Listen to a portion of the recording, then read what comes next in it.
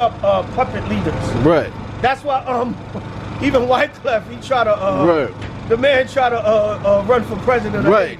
Right, because they said they need somebody in there that's not controlled by the CIA. They told Wyclef, sit your ass down. They told Wyclef, man, if you don't go somewhere, someone call 911. Call Lauryn Hill and Praz and put out another record. You better tell someone. You better tell someone to call. You better tell someone to call 911. Right, call 911. Right, then they had Sweet Mickey up there. Right. Some diaper-wearing president. Right, you know what I'm saying? Nigga running around in a diaper. Right. You know what I'm saying? So you have they tell you in the when you read about the CIA, they tell you the CIA been controlling Haiti. Right. And they set up puppet leaders.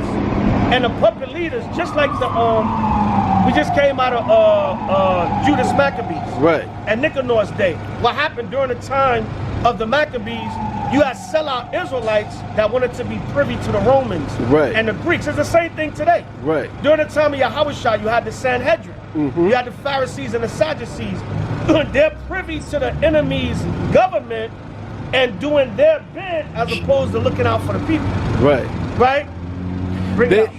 They letting this is my theory on it. They the American military can go. Look how powerful the American military is. If they want to go to Haiti and squash all that within 48 hours, they could do that. Right. They letting barbecue rock to give them a reason to say, okay, see how crazy it is? Right. Now we're going to see how they're killing everybody. Now we're going to reestablish order to this place so they don't look bad. Right. So they letting barbecue get his barbecue on and knock this guy out so they can say, okay, see how crazy it is? It's Esau's main #1 trick. I have the poison and now I'm the cure. You see how crazy it is in Haiti. Y'all want it to be better, right? It's madness over there. All right, we coming to help. You call us, right? You want us? You want us? You want it? Okay, we here now. And now they're going to establish forts and all that, and they can mine all that, all those elements and stuff they have in Haiti to mine it out. So you know, just for using your logic, they could take this dude barbecue out. The CIA could send a drone and barbecue would be there. His ass would be barbecued. You know what I'm saying? But I think he's good though. I think I think his intentions are good. His intentions are good. He's like a Levi, the tribe of Levi. They have that in their nature. That's why Toussaint and all the people that rose up went against the thing and system. But we're in a different crafty time now. So when Esau, like, you just gonna let that happen because he's walking the streets like nothing. How come they ain't kill him yet? A drone can kill this man. He's out. It's not like he's Bin Laden, or so-called Bin Laden, like he's in some deep cave somewhere. This nigga be walking the streets. You can kill him immediately. But they letting it rock. So they let the poison happen, and then we come to the vaccine. Let the COVID happen, and we the vaccine now, and we're going to do it. That's my little theory on what's going on over there. See, what is two theories with barbecue. Either he could be a plant, right, to cause the uprising, so they can move in, or he could be legit, right. Like you said, really want to fight for the people, right. You know what I'm saying? But you know, you never know with Esau, right. Because they the CIA, they play both sides of the fence. Right. They'll put a good bad guy in there. Right. Like for better a good bad guy. Right. Then they'll put a bad guy in there. Right. So you never know. Right. They're known for doing that. But I think he might, from what I know, I'm gonna research a little bit more. But from what I can see so far, he might be legit. Right. He might be fighting for the people, but they just gonna let it fester. Right. Because remember that they always invading Haiti. Right. And then they brought out that Biden they want that mineral that they have. Iridium. Iridium. Yeah, I think I pronounced it right. Iridium. Right? Yeah. Right. They want that.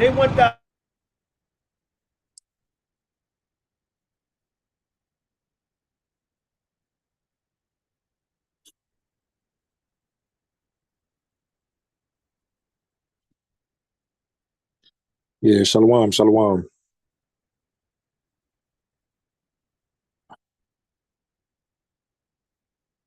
Shalom.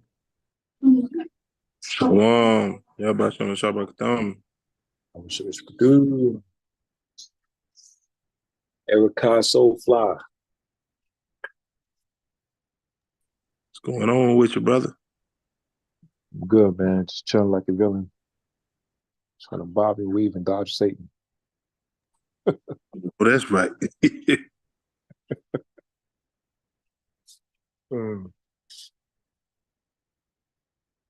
Boy, they try to make me enemy of the state over here.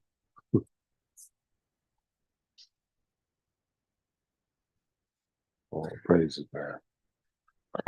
Tonight's teacher is Makayaahlah. Part 2 with them grooves. Part 2 with them grooves.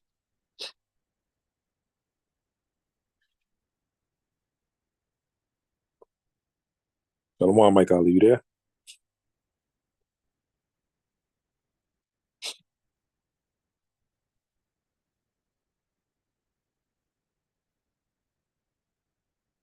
Yeah, you might on mute, kind of.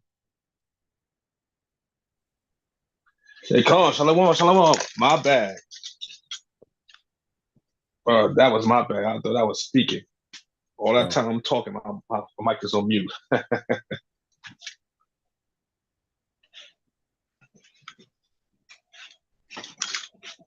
Yeah, Satan trying to shut you up after Tuesday. Khan. Well, at least I'm catching up to the other brothers that are putting in the work. Come.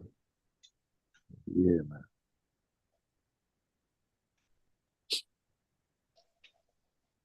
All right. I need to take care. Send some photos real quick. Only about 3 photos.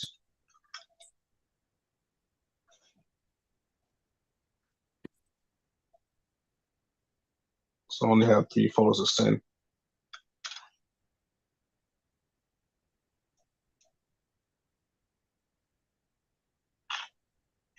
All right, there's one.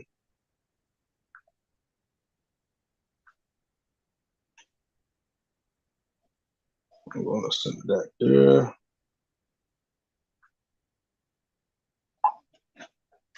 And let me go into the pages. Let me know when I can start.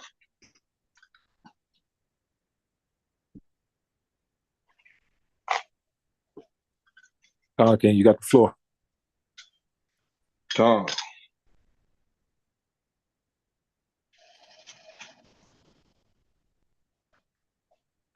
Khan, all praise to the Most High God, Yahweh, my way of his magnificent son, Hamashiach Yahweh Shah, Yahweh Bashem Yahweh Shabbat Rakatah, Yahweh Bashem Yahweh Shabbat Shema Athan, for our sisters. Tonight is a continuation from Tuesday night. So we have about 2 pages to read. And I didn't want to bring out too much pages to read because I know it's still, a weekday for us. And we're here in the land of our captivity. So we still have to do things in the morning. So I'm not going to be too burdensome tonight. But I have a plethora of scriptures here that goes according to his words and according to this book, which Esau likes to document. Who's our reader for tonight?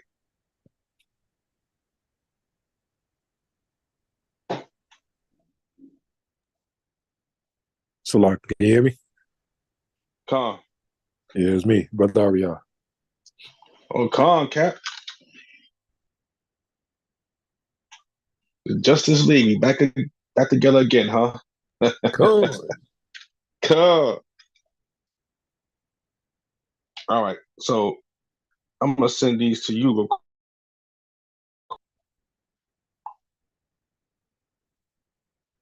All right. Can you bring out that picture I just sent you, Cap? Of the book?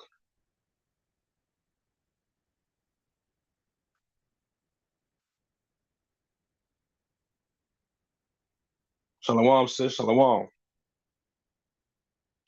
Okay, you can see this book. Shalom. Is now Shalom. Now, as you can see, this book is hard to find right about now. And you see, my book has been through a whole lot of battles. And it's hard to find. And it explains a lot about the curses, a lot of the curses, and a whole lot of other scriptures. So this is one of the books that when we bring out, they hate to hear of. And they try to disannul it because, again, what Esau does, he documents everything, and he thought that we weren't going to be able to read. He thought that we was just going to be dumb old Negroes, and they're just going to keep us into captivity, like it says in the Willie Lynch letter, unless some miracle happens and their brain resets, right? That's all due to the Most High. It's like our brain has reset it,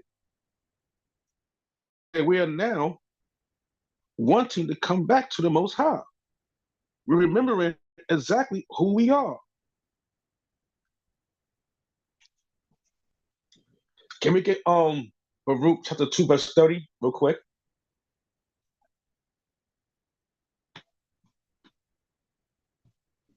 I'm going to start off with that one. Baruch chapter 2, verse 30.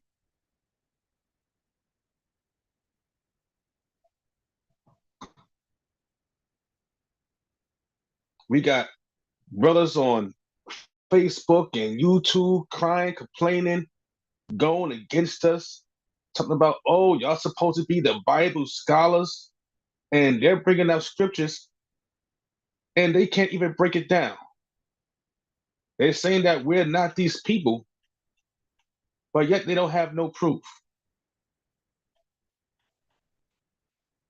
So yet again, from Baruch 2, verse 30, we have 1 Thessalonians 5 and 21.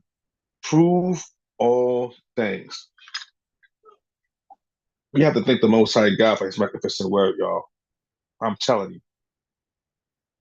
Because he don't want you to go out there and speaking these things to our people, or even trying to explain to our people, and they can't hear you, or they don't understand, or they don't want to perceive it. But when you bring out the truth to them, and you show and prove what are facts, history, documentation, and they still reject, now it's on them. Because now you're being ignorant. And you're trying to find ways of not to believe in the Bible. You're trying to find ways not to be these people because you want to live your wicked life instead of living a righteous life. And that's what happens a lot with the people of our nation. They are hard-headed children. Hard-headed. So when you got the Bible, Bashar, please bring out Baruch 2, verse 30. God.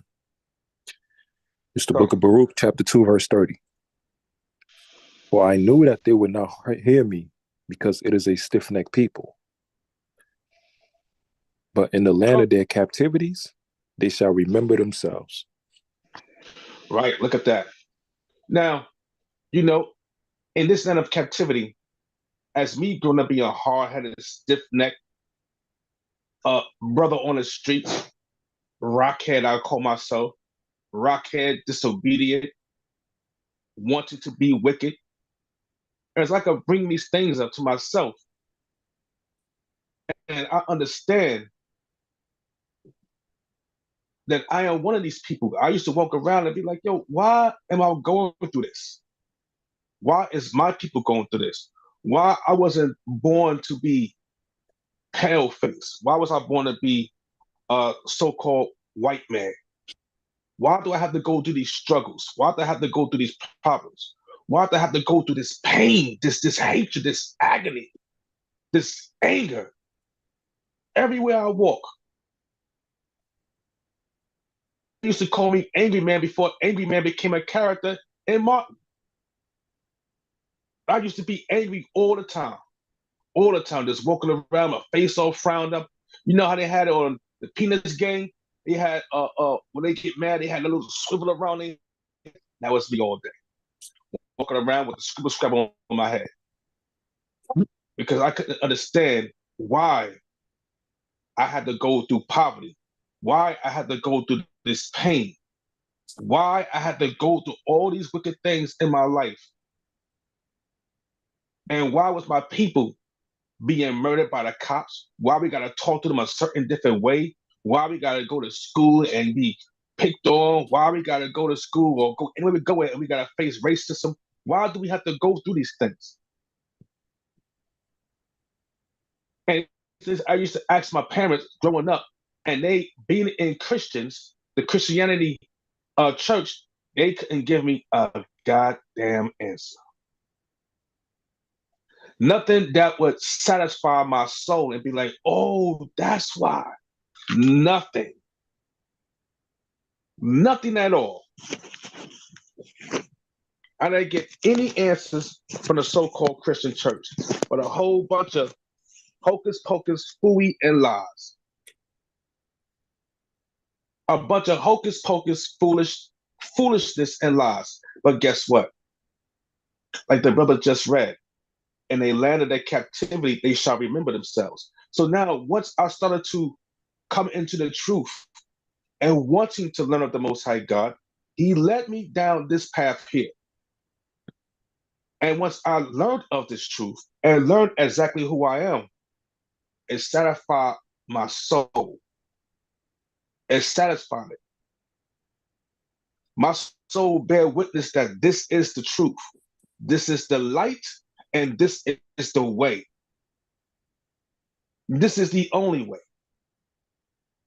Every question I asked, it answered for me. And my soul was so happy, like it said, when you first hear this knowledge, what you want to do every damn body. You telling everybody, your grandma, your mama, your brother, your father, your uncles, whoever it is, people on the street, you're walking past them, you telling them, no, you can't do this, you gotta do that. I'm doing everything. I'm doing all that. Because my soul bear witness that this is the truth. Like he said, Baruch 2 verse 30, in the land of our captivity.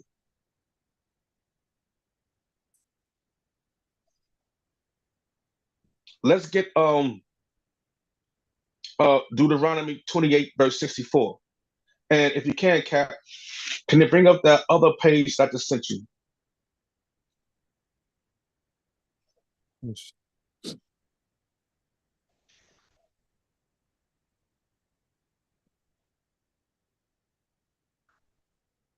Like I said before, it is an honor to be here. It's an honor to be ordained from the beginning. We were ordained from the beginning to come out here and to read these words and to believe on his son and to believe every word he said. Like it said in second Esdras, I will give it to a people who have not seen me or seen any prophets. We haven't seen any prophets. We haven't seen them go outside, touching and healing the brokenhearted or healing the ones who have broken limbs or things like that. Healing the weak. We haven't seen that. We haven't seen these magnificent men doing such a thing.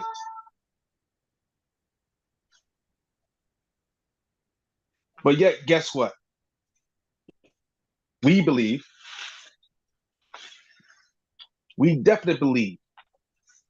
Our heart, not just our heart, our soul is in it. Our soul did what John did. It jumped up for joy when we heard this. Like he jumped for joy in the stomach, in the womb. Our soul jumped for joy when we heard this truth. So when you can't cap, let's start at what is at the yellow. Or matter of fact, let me see. Let's start at what it said, Portuguese and France, 1445.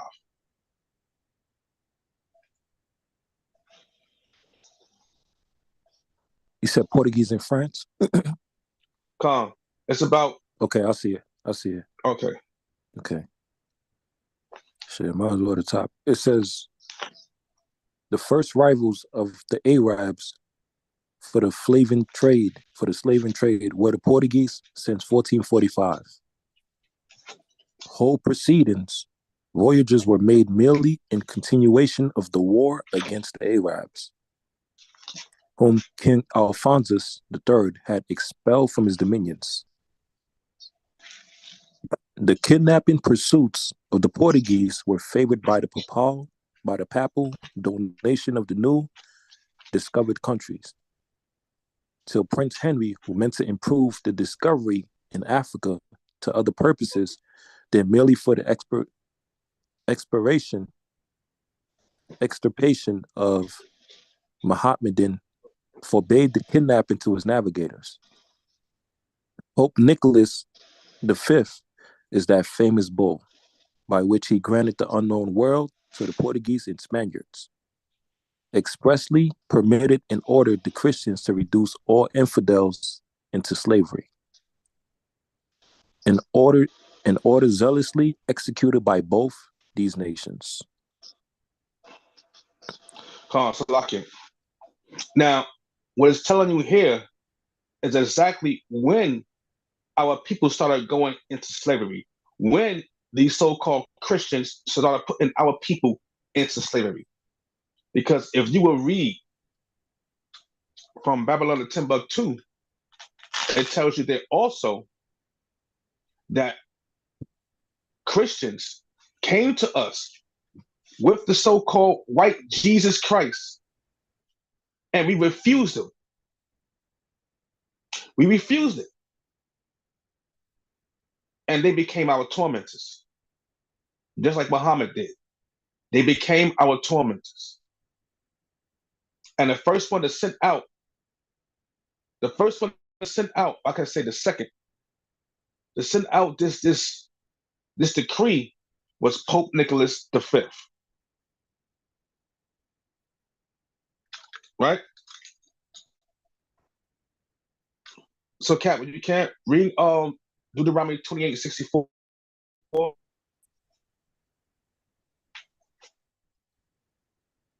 This is Deuteronomy chapter 28 and verse 64. Whenever I have it, say Khan. Deuteronomy chapter 28 and verse 64. Khan. And the Lord shall scatter thee among all people,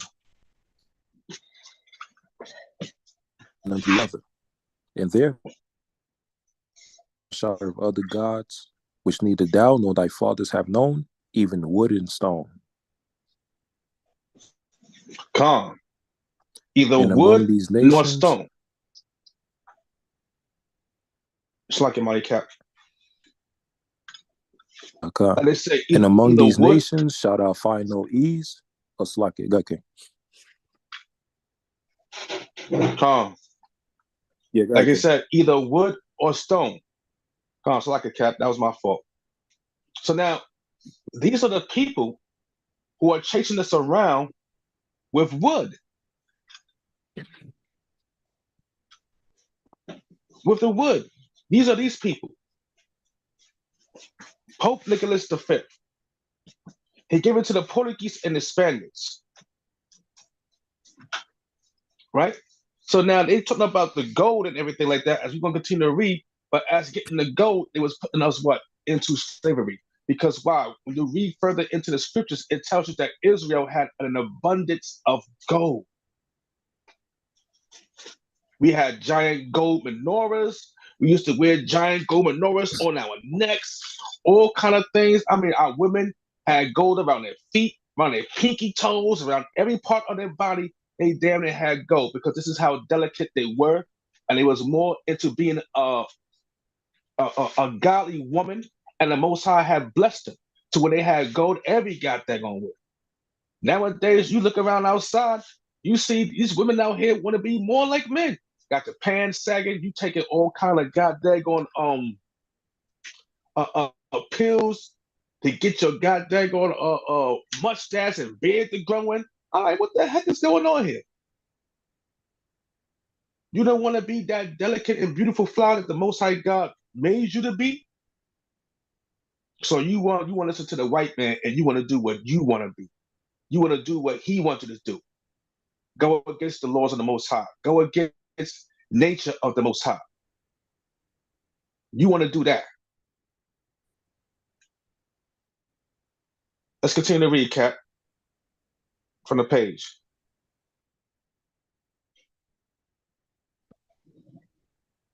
The book itself, or the Bible?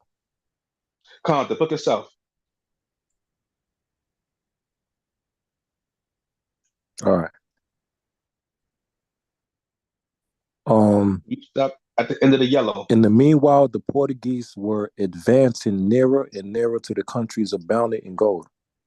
Khan. Pope Nicholas V is that famous bull by which he expressly permitted and ordered Christians to reduce all infidels into slavery, an order zealously executed by both these nations. In the meanwhile, the Portuguese were advancing nearer and nearer to the countries abounding in gold, and discovered in the progress of their navigation many useful and valuable articles of trade. That of pepper, now found by them, gave the first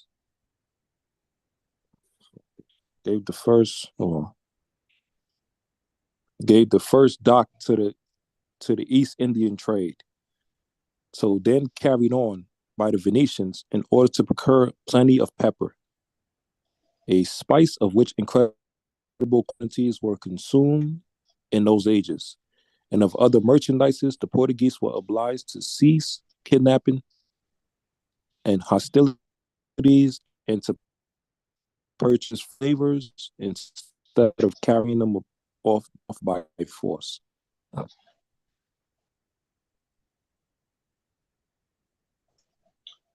Now, Salakia, ladies and gentlemen, Salakia, brothers and sisters, as you can see, this language here is how it was spelled. The way the words are, this is of Old English.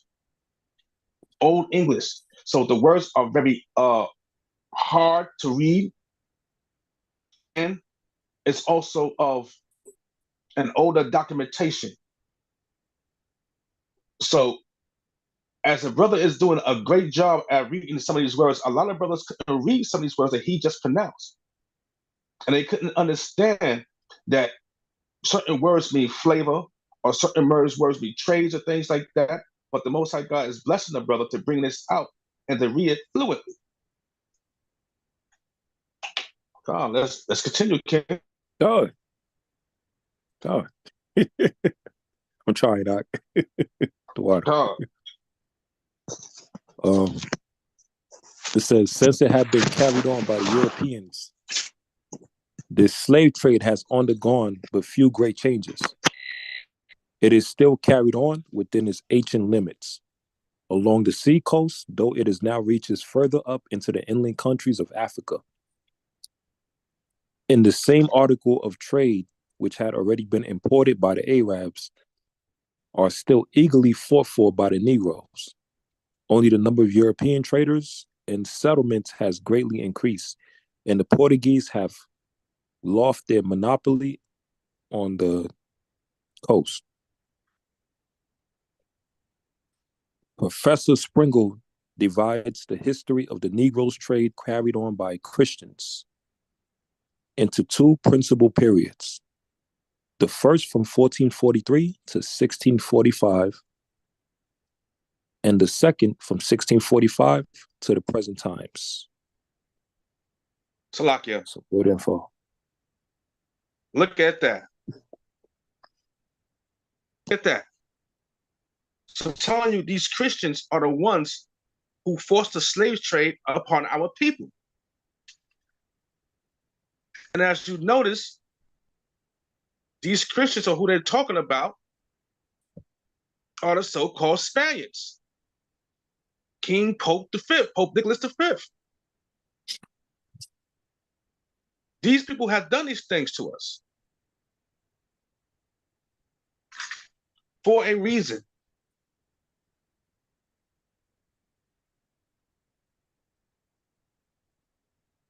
They have done these things for a reason.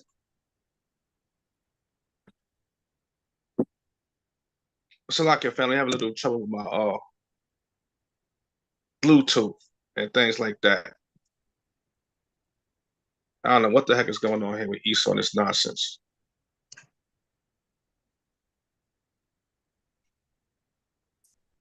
There we go. All right.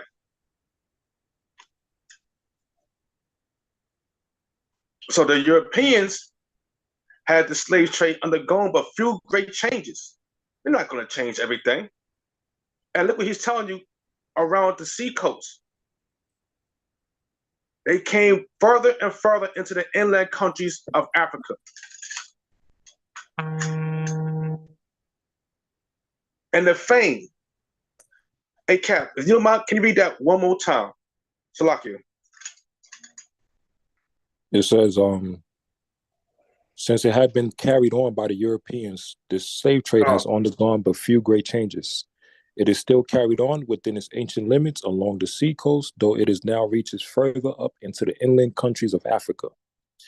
And the same articles of trade, which have already been imported by the Arabs, are still eagerly sought for by the Negroes. Only the number of European traders and settlements has greatly increased, and the Portuguese have sought their monopoly on the coast. Professor Springle divides the history of the Negro trade carried on by Christians into two principal periods. The first from 1443 to 1645, and the second from 1645 to this present time. All right, Slakia. Now you see the times. Now we used to argue a lot about the times when we started, the 1600s, but now he's telling you in the 1400s that when they started getting who? The northern kingdoms, because they was also calling the northern kingdoms what? Negroes. Negroes. This is how dark the brothers was in the northern kingdom. Not everybody was light skinned or a lighter shade or a lighter brown. Not everybody was. We all had melanin in it. Every last one of us. And he's telling you to the 1645 at that time is when they started picking up who? Our people. Our people. So if you look on the maps, it shows you where the kingdom of Judah was, the Gold Coast, and it shows you where the northern kingdoms were, but a lot of them was positioned around the coastline.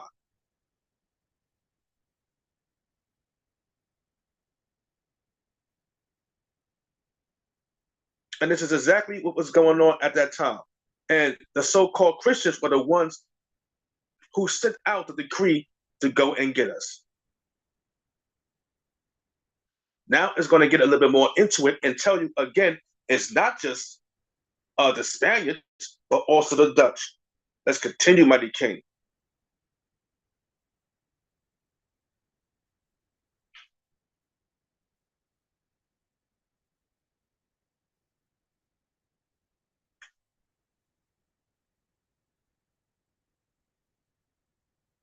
Can you hear me? Slakia. Oh yeah, I was on mute. Slakia. All right. It says, the first period is the time of its increase, during which not only its founder, the Portuguese, but the English, the Dutch, and the French dealt in Negro slaves, though chiefly for the use and consumption of the Spaniards and the sugar and tobacco plantations in the Brazils. During the latter period, these four nations were obliged to share that trade with the Swedes. Man. Look at that. Look at that. The trades with the Swedes, right? The English, the Dutch, the French. This is what they was doing.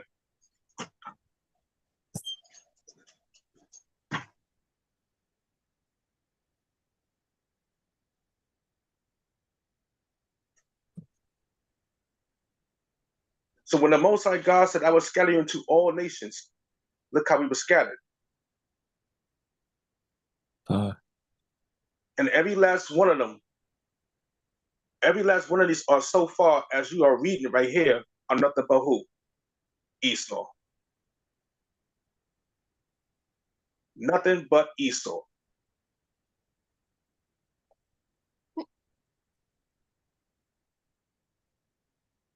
This also go into Ezekiel 35 verse 5, where he says they have always had perpetual hatred for us and have shed out innocent by the sword, shed innocent blood by the sword. This is what he has done. And he documented this in the Negro slaves. But this is just the beginning. This is just the beginning of the truth and the facts and the history that we are these true people call the Jews, that we are the true descendants of the Israelites. This is just the beginning. In my cap, I sent you the other page. Okay.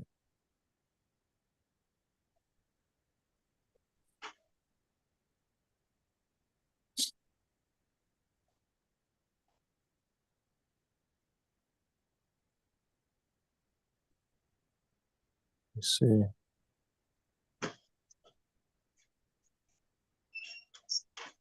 said the third page? Yes, I sent you another page.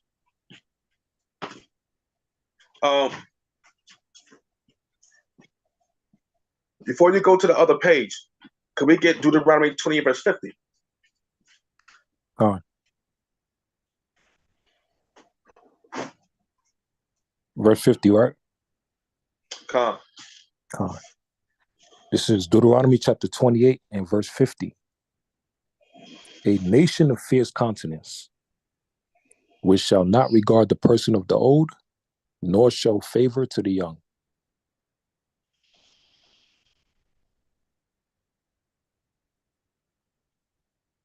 Keep reading.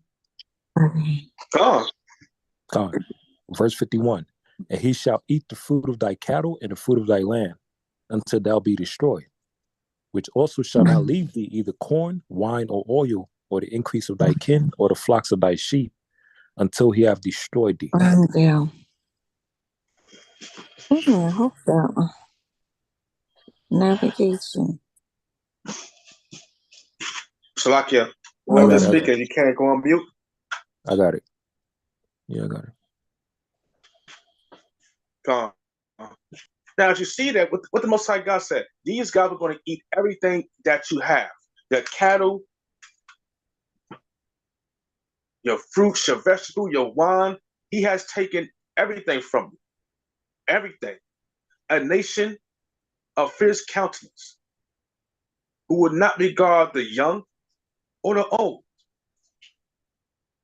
And they took you all into slavery. Took us all, every last one of us. Even the ones with the cane, you're going to. They didn't leave it behind. They didn't leave it behind. They didn't have no mercy on our people. None whatsoever. None. Even to this day, they don't have no mercy. No mercy on our people. You see what happened to Bill Cosby? What did they do to this man? They still threw this man into prison. No mercy. And I guess when he wanted to comply again with them, whatever they're doing, they let him out.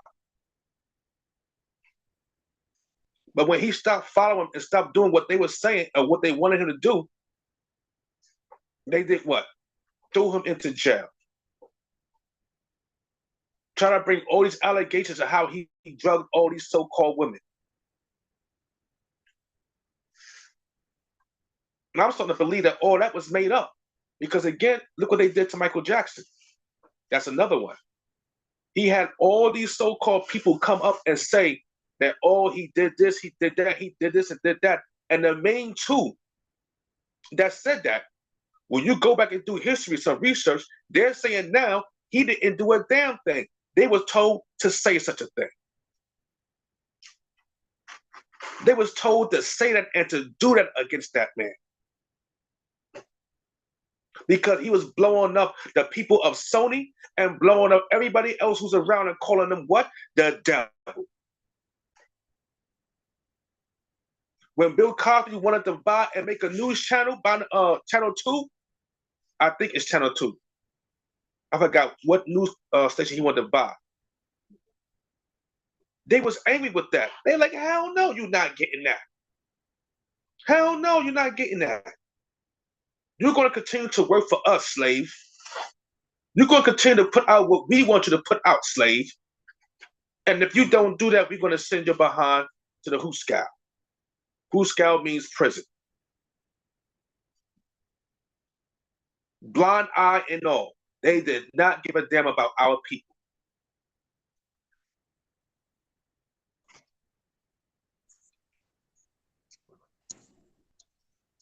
All right, Cap. You can bring up the other page.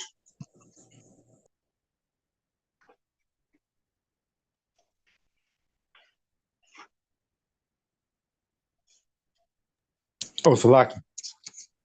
Come. You can bring up the other page that I sent you, King. This is just to show you again how wicked these people are and how these things have happened to you and who started doing it. These people here. They started it.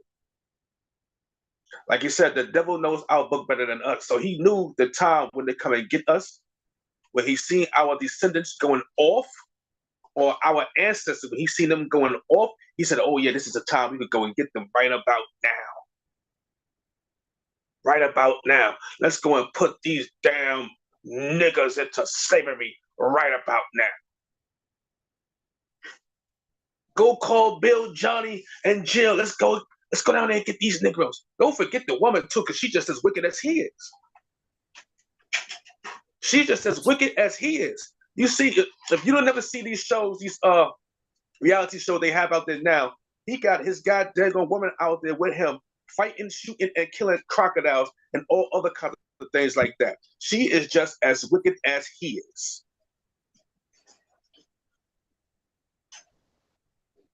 How many men did she done laid the wings? Huh? I was saying Shemai if he was able, because he was sharing the picture the whole time. Okay, I'll share. Come. She is just as wicked as he is. How many of our magnificent men have gotten hanged as slaves? How many? How many of their genitals were cut off, hanged up, and had their genital cut off and bleed straight out, oh man, and bleed all the way out? How many of our men were like that because of this wicked woman? Because she wanted your brother and what he can do. Because she wanted your son's sexual prowess and what he can do for her. She done taken your son or your brother as a slave and used him as a sex toy. And when she got finished with him, or when their father saw what she was doing with them, and she trying to lie and say that he raped us, like they did plenty of times right now, and you got plenty of our men up there locked up in jail talking about a so-called Caucasian woman said that we raped them. And now they coming out confessing, oh, he never raped me, I wanted it. This woman is just as wicked as they are. And we had to feel the pain for this thing. We had to feel this pain. And that also makes me angry to see my men, my mighty men, and my beautiful women out there having sex with these damn devils. You walking around the streets as you a goddamn couple. And man, what the hell is wrong with you? What is wrong with you?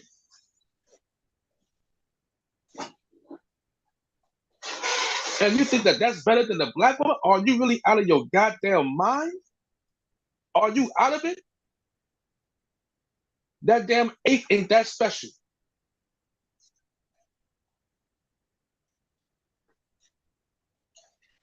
Whatever the hell you smoking got you hallucinating and have you thinking that that's better than what you, oh my gosh. I can't seem to understand why. Why?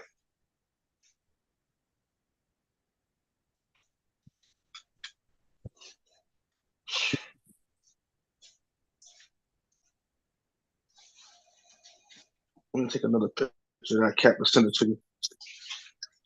My baby. Yeah, Shema, you got it. All right, calm.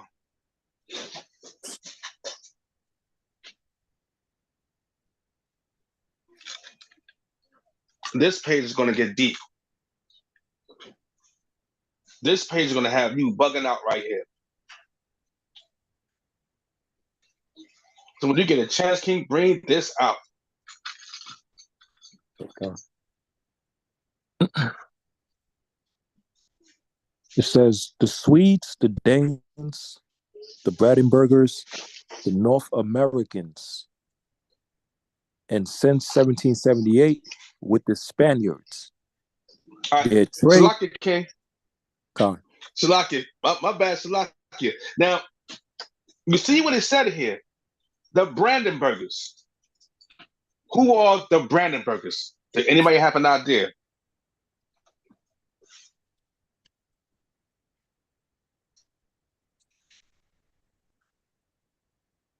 Can anybody take a wild guess who the Brandenburgers are?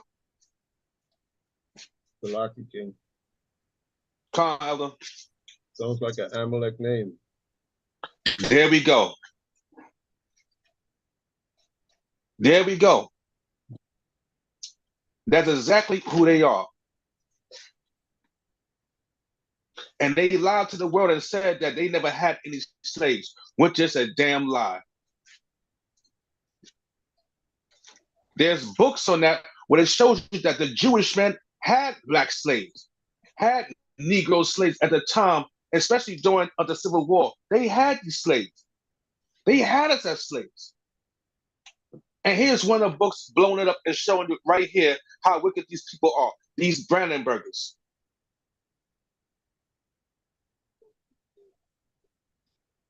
Let's continue, Mighty Cap.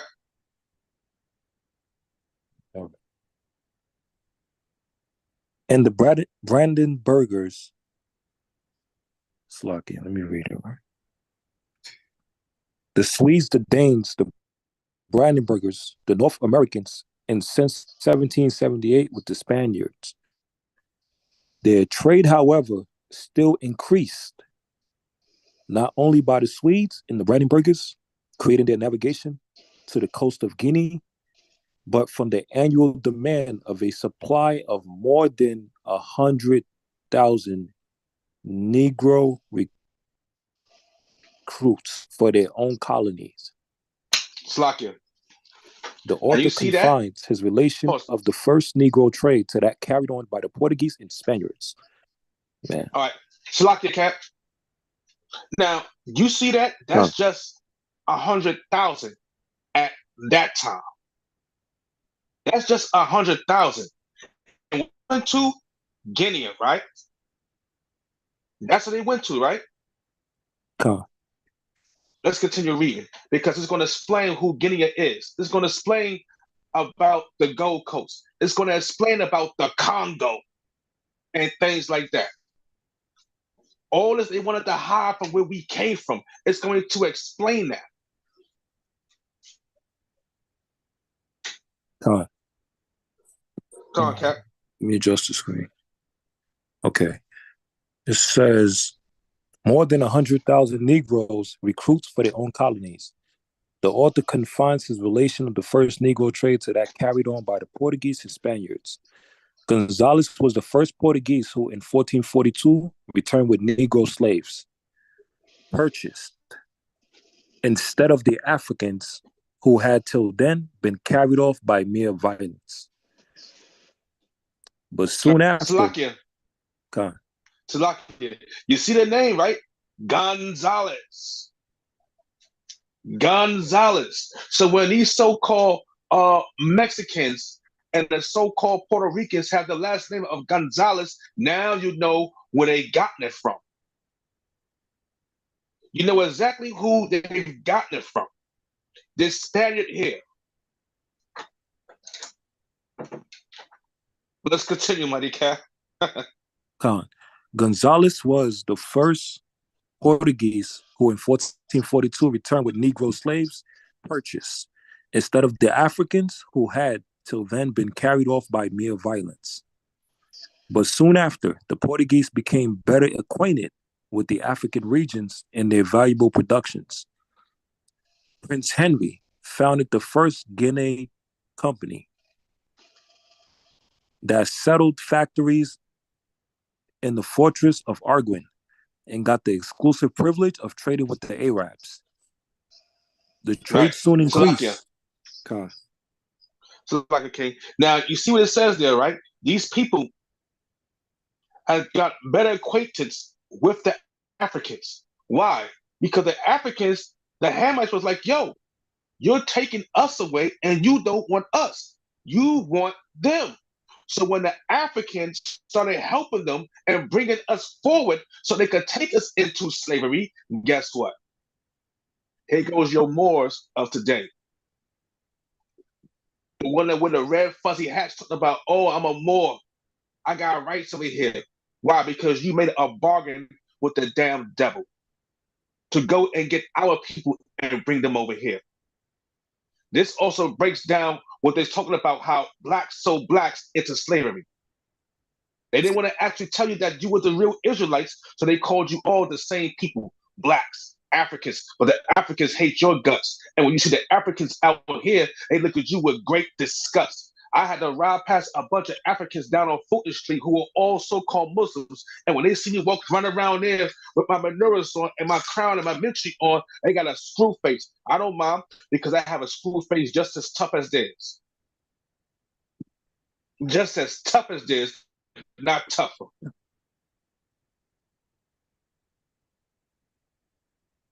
Let's continue, Mighty Cat. God. And their valuable productions, Prince Henry founded the first Guinea company that settled factories in the fortress of Arguin and got the exclusive privilege of trading with the Arabs. The trade soon increased to that in 1455.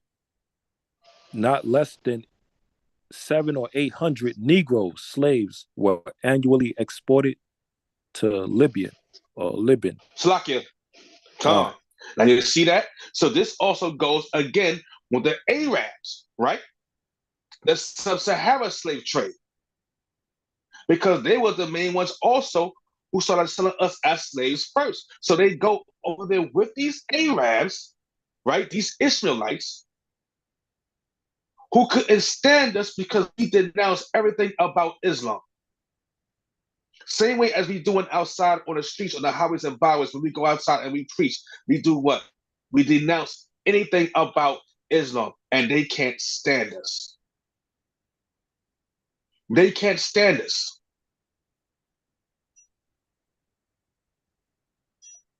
And if they was to ever say that they have no kind of history of selling any of our people into slavery, it's telling you right here who the so-called Caucasians, Esau, and his peoples were doing slave trades with, the Arabs. Now, we could go back into Genesis, and it tells you that, again, Esau was marrying what? The Ishmaelite women. He did that. He made his mother and father very angry by doing these things. But this is what he was doing. So, of course, you're going to have what? Dealings with these people later on in life. That also goes into, again, when you got Psalms 83, verse 6, 83 start from 1 over down to 6, when it gives you a list of all the heathen nations that were in cahoots with creating crafty counsel against us. And guess what now? All those nations right now are arguing one another, arguing against one another. Every last one of them. Let's continue, Mighty Cap. In 1445, not less than 700 to 800 Negro slaves were annually exported to Libya. At length, the Portuguese in 1471 discovered the Gold Coast, and ever since, the intercourse between Portugal and Guinea was continued. Salakia, you hear what they called us? The Gold Coast. Where is the Gold Coast to this day? West Africa. West Africa. When you find out the Gold Coast was also named the Kingdom of Judah. Look at that right there.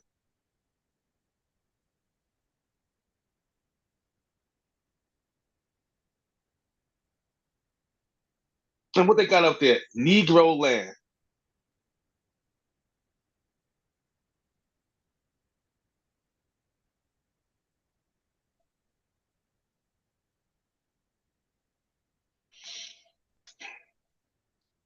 These people know exactly who we are, and they knew exactly who to go get. What it is with Esau, once he couldn't get all of us, and I can't say he couldn't get all of us. Once he got greedy again, as he always does, he go out and get the other nations as slaves. This is how he grabbed up a lot of Hamites also too.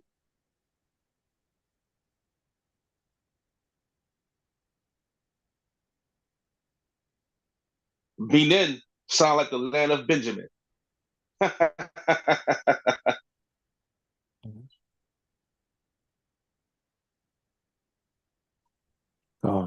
This is all Negro land. It's the kingdom of Judah. This is where they was going to get our people from.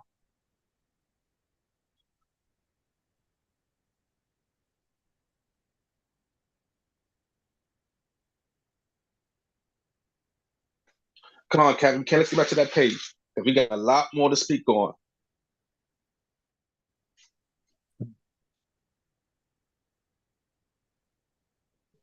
A lot more to speak on. All right. It says, the Langford Portuguese in 1471 discovered the Gold Coast, and ever since, the intercourse between Portugal and Guinea was continued.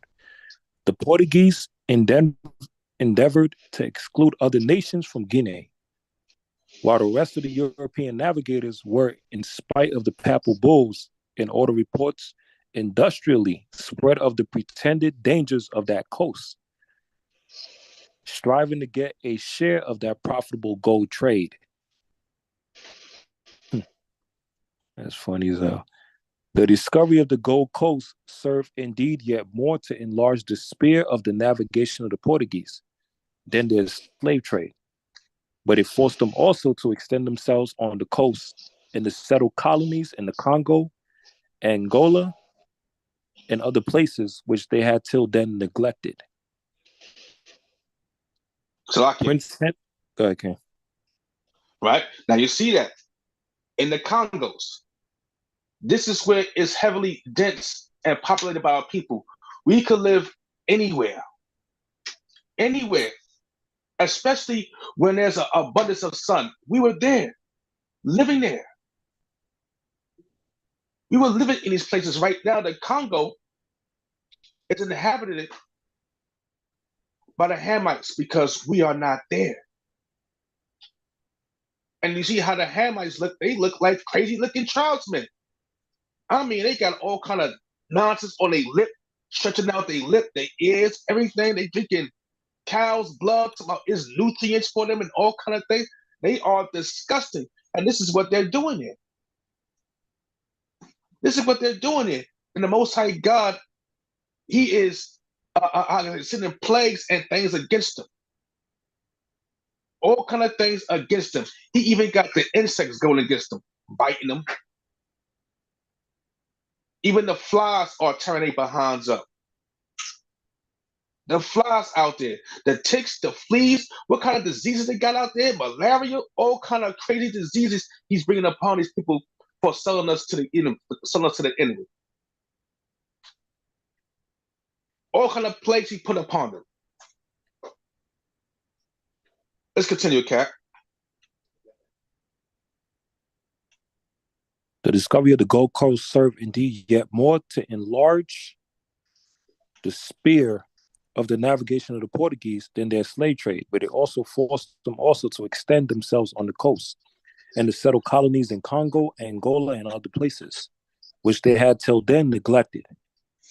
Prince Henry's colonies were enlarged by his successors. King John II, in 1492, expelled all the Jews to the inland of All the St. what? Thomas. All the Salakia. Jews.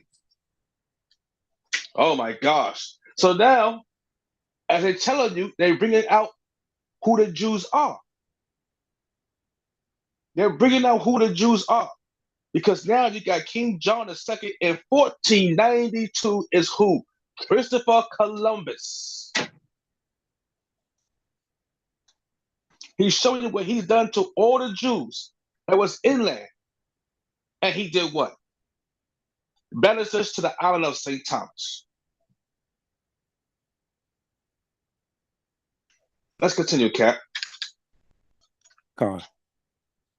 The island of St. Thomas, which had been discovered in 1471, and to the other Portuguese settlements on the continent of Africa, and from there banished Jews, the Black Portuguese as they are called, and the Jews in Loango. So, like, what do we call? It says the Black Slovakia. It says the Black Portuguese as they are called, and the Jews in Loango. The Black Portuguese. That's what they called us. That's exactly what they called us. Let's continue, Mighty King. Who are descended even by the very Negroes. They are what? Descended even by the very Negroes. They are descended by the very Negro. They are the descendants of our people. We are the Jews. As they're telling you right here, these Jews, they banished to St. Thomas, to the islands of St. Thomas, these so-called Black Portuguese, who they're calling, they are banished Jews, and they are from who? The Negroes. Where they are descended from. Don't let nobody tell you that you are not these people, because Esau's documented this and telling you right here that you are these people. This is why they hide these books. So once again, we got to thank the Most High God for giving it to a lot of our brothers at camps, at the other camps, for bringing out these books, because we wouldn't have this knowledge to show and prove exactly who we are. So don't lose faith. Don't lose hope. Understand that we must continue to go through this. We are ordained to go through this. We are ordained to live this and see the downfall of our enemies. You are these people. You are these Jews. You are the 12 tribes. As they stating it right here. The Negroes are descended from the 12 tribes. Let's continue, Cal. Time. It says,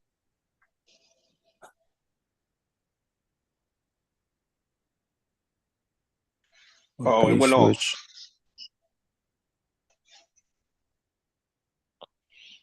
Okay.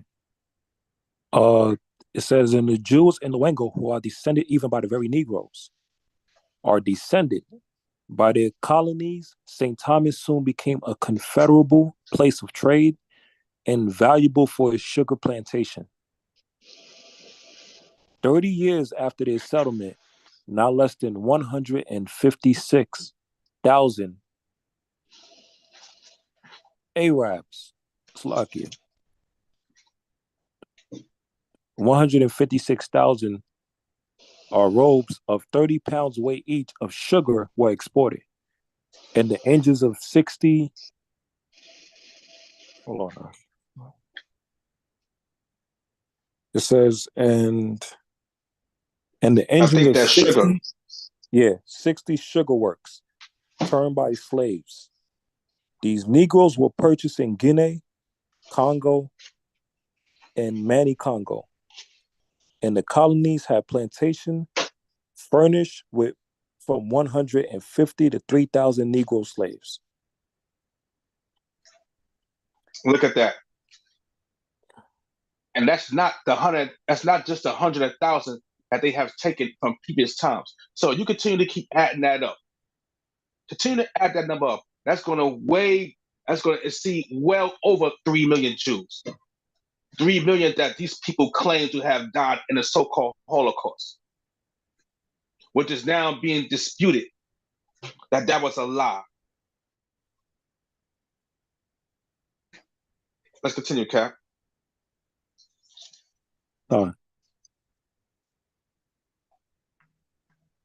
In the beginning of the 15th century, in the beginning of the 16th century, the Spaniards and the Portuguese began to transport Negroes for similar labors to the West Indies and Brazils,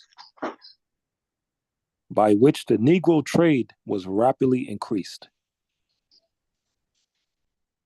The Spaniards, on their side, settling in the West Indies, immediately treated the natives of that part of the globe according to the Pope's instruction.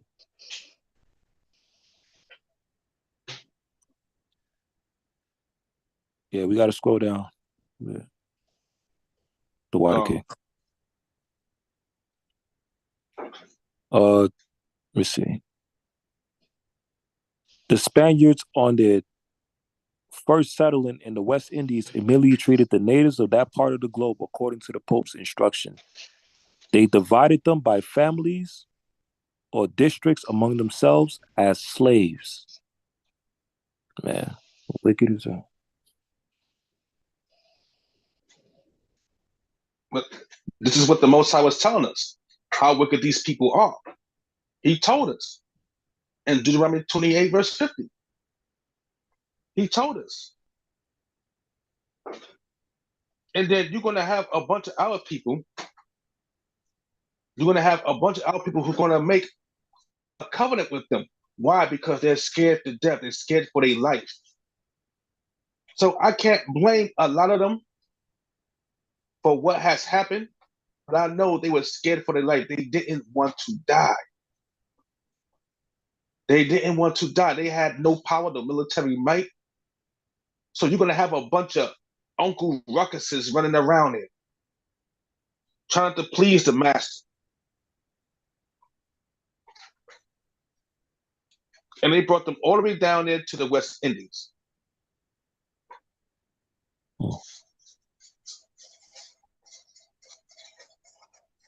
All right, let's start to get scripture.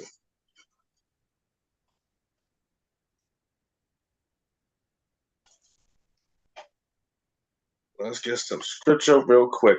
Let's get Baruch 3 verse 8. Let's get that real quick.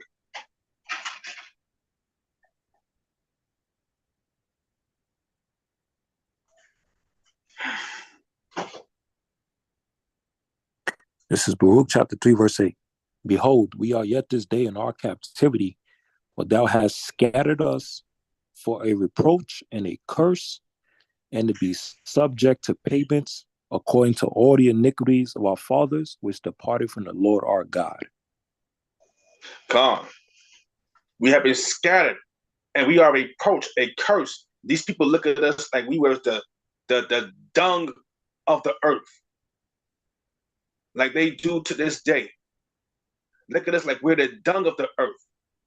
We're a reproach to these people. We're wicked to these people. But yet they want to copy everything that you do. They want to be just like you. They want to dance like you, try to get the moves out like you, trying to get their hair just like you. They want cornrows and braids in their hair just like you now.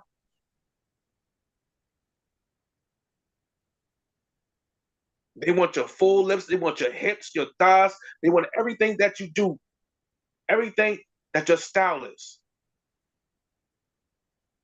They want your melanin. They want your blessing. They want to be you. And so they're figuring that they could just take you out of there. We're just going to murder them all off. And if we can't murder them all off, we could use them as slaves. And once we have them as slaves, we could break them, break their mind. Like it tells you in the Willie Lynch letter, how to break a horse. They broke us down together. And the first thing they did was sow distrust into our people so that we wouldn't trust one another. Same way as it is today, we can't even trust one another. Our people that's outside of the nation of Israel, that goes against Israel, they would rather trust the wicked slave master than trust their own people. They would rather do such a thing because Esau has made sure that he put that in your heart, in your mind, to never to trust anybody else but him. And this is how he got a lot of our women out there to this day. Oh, I don't need man. I don't want nothing to do with a black man. You got sisters on YouTube talking about if you have a black baby, you might have to go and throw him away. Get an abortion. Wait, how do you know you're having a black child? Unless you're having how do you know you're having a black boy? Unless you're having sex with a black man. That's the only way. So what that sister was saying, if you're having sex with a black man, then you better off having sex with a white man, because if you have a kid by him, you might as well kill him. The subliminal message is don't have sex with the black men, have sex with the other nations instead of the black men. Like it says in the Willie Lynch letter, she will be what? The gatekeeper. And that's exactly what she is today. She is the gatekeeper. I'm walking past our women outside. They giving me the evil look. I got to understand and remember, my spirit doesn't resonate with you anymore, because you are not of the Most High God. You are of this earth. Like he said, we are not of this earth. We have been ordained from the beginning to be, to follow the laws of the Most High God, to keep his statutes, laws, and his commandments. Our spirit has been ordained to be on class, to walk in his light. We have been ordained. They have not. This is why he tells us in Zechariah 8 that 2/3 of our people will be destroyed. Because he didn't want everybody. He didn't want all of them. Our people are hard-headed, sottish children. Hard-headed, sottish children. Why the young brother who got murdered in front of his house, shot in his mouth and then in his chest, and he died in the hospital after he ran into the house, I can't tell you why the Most High did that. We don't know what his family was doing. We don't know his life. We don't know that. But we do know, as we can see from the mother, she was not raising him in the statute, laws, and commandments. She was not repentant of anything that she did out on the earth. She was not following anything of the Most High God. The first thing they do is cry, oh God, why is this happening? Look what you're doing. Look what you're doing. You're not giving no reference to the Most High God. Nothing. He gave it to you, and what the hell would you think he can't take it from? He took all of Job's children. He took two of his sons, Absalom and the other one by Bathsheba, the first one he had. He took both of his sons. What the hell? What makes you think he ain't gonna take your daughters to this day?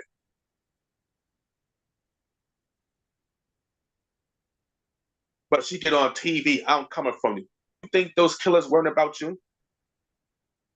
Just like they ran upon your son, they can run upon you. That's that death angel. But you think you're tougher than that.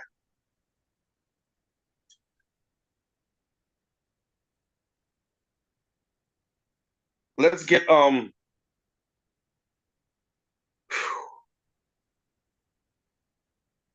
let's go down to Second Esdras, chapter 2, verse 16. And I hate to speak upon it like that, but we gotta face reality, people. We gotta face reality. We don't know what they was doing in order for them to get that kind of judgment from the Most High. Remember what he said. He said he don't have no favoritism towards man, woman, or child. None. None. What did he do to Samuel's two boys that was growing up? What did he do to them two? Having sex to the I was having sex with all the women who was coming to make donations to the church and was coming to the Sabbath to give their tithes and things like that. What were they doing to them? What did he do to them? Matter of fact, not even that. What did he do to Aaron's sons?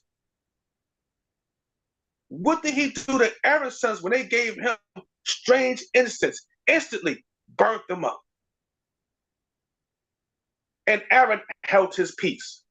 He didn't weep or mourn for him or cry or anything. He held his peace. Why? Because it's the will of the Most High God.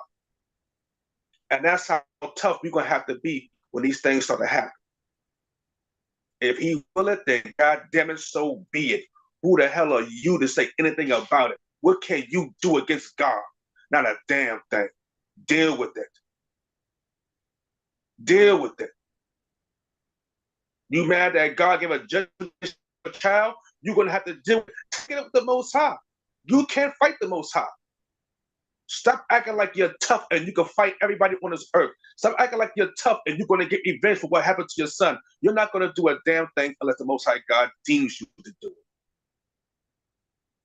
When you realize that he's taking him away, and that he's taking your children away, or whatever it is that he wanted to take away, that means it's time for you to humble yourself for repentance. Get down on your knees, cross, and seek for his judgment. Seek why. Why have these things has happened? Why? If my people will seek my face and humble themselves, humble yourself and ask the Most High, why is this happening? What am I doing wrong that I'm getting these kind of judgments? What am I doing wrong? They don't have no fear of the Most High. No fear. Until things started happening to them. Now, what would happen if you start taking everything from her like he did what he did with Job? Taking everything. Everything. House, cars, money, job, everything, and live her out in the street. What would happen then? Do you think this woman would still have the same faith of the Most High as Job did? I highly doubt it. I highly doubt it. But I know majority of us have already been there. We came from poor to mom. We came from poor things out here, but we didn't have this. We didn't have that. We didn't have this. Damn near homeless. Living out there in shelters, living in trucks. We didn't have these things. So we already know, again, how to humble ourselves and to stay humble by the will of the Most High. We already know these things. When you got that cap, you bring that out for me, please. Second Edges 2:16. Come. This is Second Edges chapter 2 and verse 16. And those that be dead will I raise up again from their places, and I will bring them out of their graves. For I have known my name in Israel. Right. And for us, we know when our people die in righteousness, if that brother was murdered in righteousness, he will be once again. Once again, he say here, he's gonna raise the dead. He's in the name is on. Hey, Shalaki King, your signal's cutting off. Okay. It looks like you're see okay this. now. But you, All right.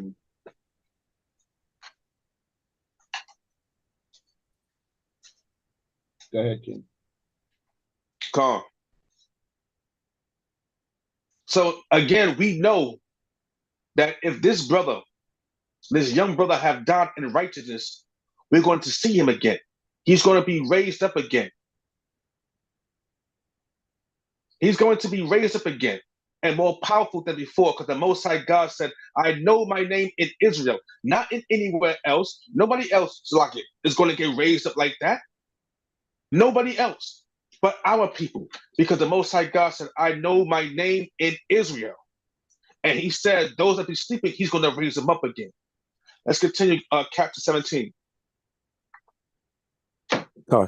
Verse 17, fear not, thou mother of the children, for I have chosen thee, saith the Lord. Fear not.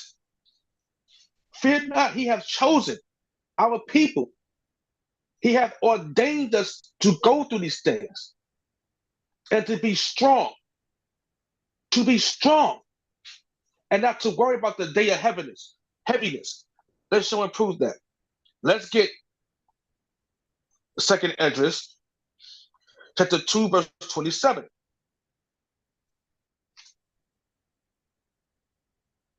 Second Esdras chapter 2, verse 27. Be not weary, for when the day of trouble and heaviness cometh, others shall weep and be sorrowful, but thou shalt be merry and have abundance. God, do not worry about the days of heaviness. This also is a twofold. This also is a twofold prophecy. Because you can use it when our people are going through things. Like the sister just lost a son, you can use that. Yo, don't worry. Chill, relax. Praise the Most High God. Humble yourself. You will have more and you will see him again. If he was doing the things of righteousness that the Most High God has ordained him to do, you will see him again. If you even believe in the Most High God, you will see him again. Otherwise, you won't. Otherwise, you won't. And also, again, he's talking about when that time happens, all this pain and torture that we have to go through in the future, don't worry about it.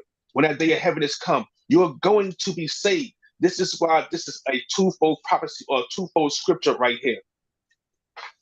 Twofold. When that day of heaviness comes, what's going to happen to you? As long as you're with the Most High God, continue to believe in him and follow his statutes, laws, and commandments, and stay with his son, reverence his son, lift up your Yahweh, guess what's going to happen to you? You're going to be all right. He just told this to Esdras. Because Esdras is seeing this in a dream about the destruction of Zion. And it's troubling him. Like, yo, this is going to happen to my people? The same thing as I told you earlier about going through the pains of like, damn, why am I born black? Why am I not born pale face like these other devils out here? Why do I have the so-called rights that the white people have? Why do I have this? The same kind of pain because I didn't know exactly who we are. But now that I know, I understand, and I see what Esdras is going through is kind of similar to the same thing as what I was saying. I see the pain and the travail and the punishment of my people, the hurt of my people.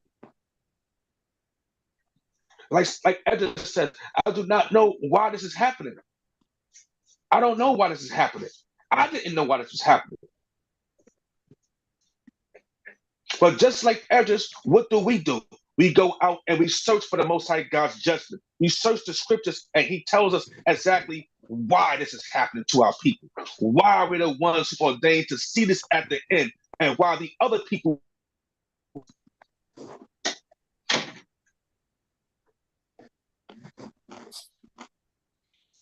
Let's go down to 28. 2nd Esdras chapter 2 and verse 28. The heathen shall envy thee, but they shall be able to do nothing against thee, saith the Lord. Look at that. Look at that. The heathen shall envy thee. And if you notice, a lot of times these things are happening right now in front of your face. That's right. That don't mean it's happening when that time comes. No, it's happening right now in front of your face. You got the so-called congresswoman talking about, the biggest threat to Israel is the black men out there. That what? Huh? How the hell are we the biggest threat right now out there if we unite? Because she knows exactly who you are. Right. She knows that you are the true children of God. And if you come together, once again, like the scripture says, she knows what's going to happen to her and her people. Exactly. Everybody out in the world, when they heard that, they're looking at her like, what the hell is she talking about? These men, they don't have nothing. They're a bunch of hood rats, rock-headed, hard-headed, disgusting men and women. They don't have no military, no might, no army. They don't have no money. They have nothing. So how the hell are they a problem to the so-called Israelis? All they have done was just opened up Pandora's box, open up the punishment that the Most High God has got for them, and expose more of their wicked lies. More of it. That's all they have done. Because now these people are going to go out and do what? Do some research. Why? The so-called Negroes, they're a threat to Israel? What? To the Israelis? Why is that? Scratching their flea-infested heads? Why are they doing that? How the heck is that possible? And then not after that, guess what? The Syrian president says that what? America has the true children of Israel in bondage. He said that the goddamn so-called Jewish of Khazarian descent, and we read that too. Where did it come from? Hungary, Poland, and Russia. That's right. And now you got Donald J. Trump saying that the blacks are the real Jews, holding hands with Kanye West. So the Most High God is, oh man, when you hear something like that, it brings honor, and not just honor, it brings happiness. Happiness to my soul, but it also brings dreary and weariness to my mind, my body, my soul. Why? Because I know a lot of these days, that's darkened days, they are coming. Closer than what the hell we think. They are coming. That's right. For Esau to sit up there and confess that on TV, and then you got the brothers out there making a class out of it. That's to let you know, again, these times, like Christ said, when these times happen, get ready to run for the hills. They know who you are. And now they don't care if the world knows. For Donald Trump to say such a thing as that, be ready, brothers and sisters. This is our time to repent and come back to the Most High God. Cleanse ourselves up.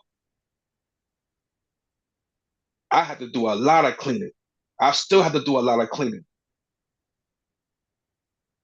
I'm more humble than everybody else, man. Listen, I'm trying to be the humblest one out there. But believe me, the enemy knows that he does what? He throws all kind of monkey wrenches into your plan. Right. He has the authority to do such things. It's called a test. It's called a test. I go out there to pay a fine today, and guess what? You got all the court officers, they all smiley, happy, looking me up and down and see who I am. They know exactly who we are. We about 2 blocks away from them preaching against these damn devils. They know exactly who I am. That's right. Exactly. So you can't sit up there and tell me that these scriptures are not coming to life, because he made sure they was humble towards me.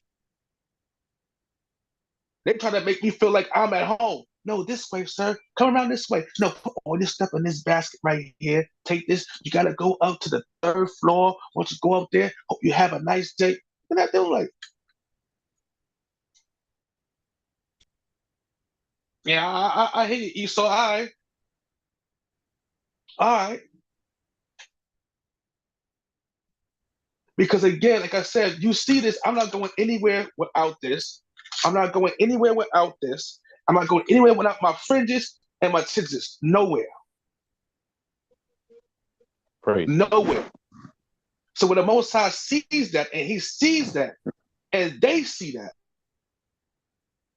they already see, Lord willing, that I'm about my Father's business, like the brother said before. I want to stay that way. Stay true to this. I'm not going to be a Hebrew or an Israelite just because I'm on class or just because I'm outside on hours and byways. Hell no. I'm going to be a damn Israelite to the day I die. Wherever the hell I walk, where I go, wherever I go, out of state, out of town, sundown towns, no matter where I'm driving a damn truck, I got on my fringes, my tzitzis, my menorahs, and they see me coming. Regardless. Stay true to this. Be real with this.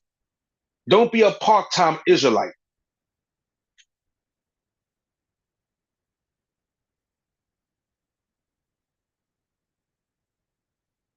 Let's continue to read down to 32, Cap.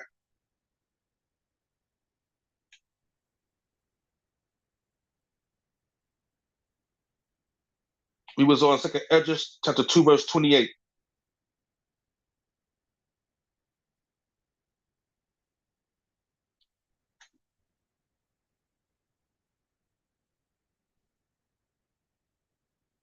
I think you might be on mute.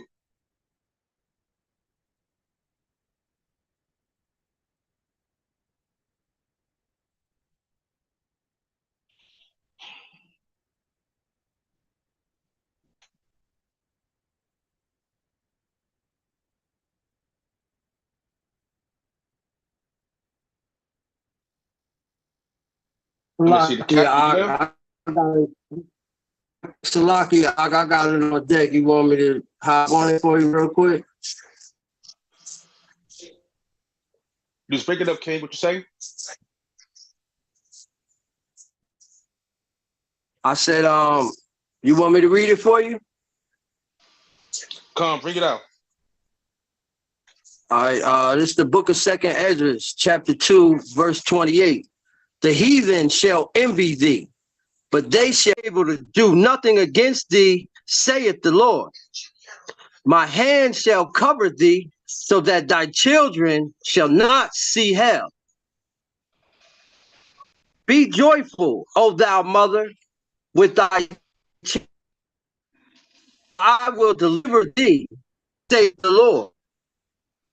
Remember that sleep, for I shall bring them out of the sides of the earth and show mercy unto them, for I am merciful, saith the Lord. Until I come, embrace thy children and come show mercy unto them, for my wells run over, and my grace shall not fail. Come on, King. And he was saying that with power. Salaki, The brother was saying that with power. Come on, Cap. That's right. Well, the brother was saying that with power. And that's how it's lucky, and that's how we gotta read when we go outside. Because you know, our people, right? Salaki, our people, right? They so confused, they don't know who they enemy, and they don't know where to go and get help. But you know, they spiritual beings by blood, so they can sense calamity. They just don't know where to go. So the most that we could do is study to show ourselves approved and go outside and administer the word with confidence and force. Come. And like he said here, King, that you were just saying, right? He said, be joyful, O thou mother, with thy children, for I will deliver thee. Remember thy children that sleep, for I shall bring them out of the side of the earth and show mercy unto them. So again, like we were saying earlier, I was saying earlier about the woman with her son. If he was doing the will of the Most High God, then don't worry about it. Don't worry about it. He shall be back mightier than before. And like the brother was saying, a lot of our people, they are still asleep, and their spirits will resonate when you talk in truth and power of the Most High God, because something happened to us last night at the camp. right? It was me, Brother Yawasak, Brother Zebo, and it was an elder, Elder Terrell. He was outside, he was talking. A young brother, he came up, right? He came up, he was grilling us. And Elder Terrell, like, you okay, brother? You okay? Now, we don't know what this young brother got on his body. We don't know if he got a weapon, a gun, or a knife, whatever it is, we don't know what he got on him. Now, this is also why I be telling the brothers and sisters, I be telling them, even telling the heathens, you don't want the Most High to put the spirit upon the men, upon his warriors. You don't want that. That's right. You don't know what kind of power he would put on us, that no fear, that anger, that terrible anger of God come upon you as a judgment. You don't want that. That's right. Don't let him put that power on his men. Don't let him do that. So the young brother comes up to us, and the elder's like, "Are you okay, little bro? You okay?" He like, "Nah, I ain't. I'm looking at y'all like y'all the ops right now." What? You looking at us like we're the ops? Like you ready to get one of us because you're hungry and you don't have no money and you're down on your luck. Salakia. This is what he told us. So I tell him, the Most High God put the spirit on me to speak. I tell the young brother, you don't want that. That's not how you ask anybody or any of your brothers how to get any kind of food or anything like that, any help. But I've been asking brothers, I've been asking this, you've been asking those brothers. You didn't come and ask these brothers right here. You didn't come and ask the servants of the Most High God for help. You did not do none of that. And that's when you calling us your goddamn ops. You don't want that. Don't let the Most High God put the spirit on one of us, or especially me. I will finish you out here. I will finish you out here. And that's by the will of the Most High God. You don't want that. So the Most High took over again and put that spirit on me. And I'm not trying to say it was me. Now, don't get it twisted. It was not me. It was the Most High. He put that spirit upon me to say those things without any fear, nothing. And I walked up to the brother, and he gave me his hand for a handshake, and I hugged him, and I told him, watch how you talking to the men of the Lord. You don't want that. We're your brothers. We're here to help you. And he looked like he wanted to cry. And we bought him some food. He was very happy, and his name was Isaiah, and his brother's name is Jeremiah, and he lived in Gowanus Projects. He was very happy to hear what we had to say about the Most High God. And the elder spoke on that, saying that these young men nowadays, they don't have no direction. They're hungry for spiritual knowledge, and they're going to be hungry for food. He looked like he was homeless, but he wasn't. He had somewhere to go. So once again, so that's just to show you how the Most High God is going to have the men of war out there. He's going to have his mighty men. He's going to have us out there preaching the word, and we ain't going to have no fear like we do it on the highways and byways. We preach the word of God with no fear because he put that spirit upon us. He does that. To go out and teach our people, to show them the kind of love that you need to understand. Like Luke 19:21. Be an austere man like Christ was. Be an austere man like your big brother is. Be an austere man like your Savior is. Be strong in his word. Talk with might and authority. Don't talk with weakness. Because they can see that and they will trample over you. And the Most High God made sure everything came out the way that he wanted it to come out. And that little brother was happy to see us. After that, gave us a hug and everything. Dad, can you bring out what you're going to say? No, so I had a happen to me when I went and purchased a new speaker for the camp, right? So I'm at the swap meet, so my keys get locked in the car. So it's only me in the parking lot and this other brother. I could tell he of Latin descent. He locked out his car too, right? So, but he drunk. So he comes over to me. I go over to him. I'm like, brother, you need some help. He was like, you look like you need help too, more than me. So his key was stuck in the door. He got it out. So he drove over and tried to help me, but he was kind of drunk. So I was talking to him. I asked him where he was from. He was like, he's from Honduras. He's 23. He's married. I told him he was an Israelite, right? So then he was like, I heard that before. So then my coworker pulled up. So I said, "Say, I didn't catch your name, bro."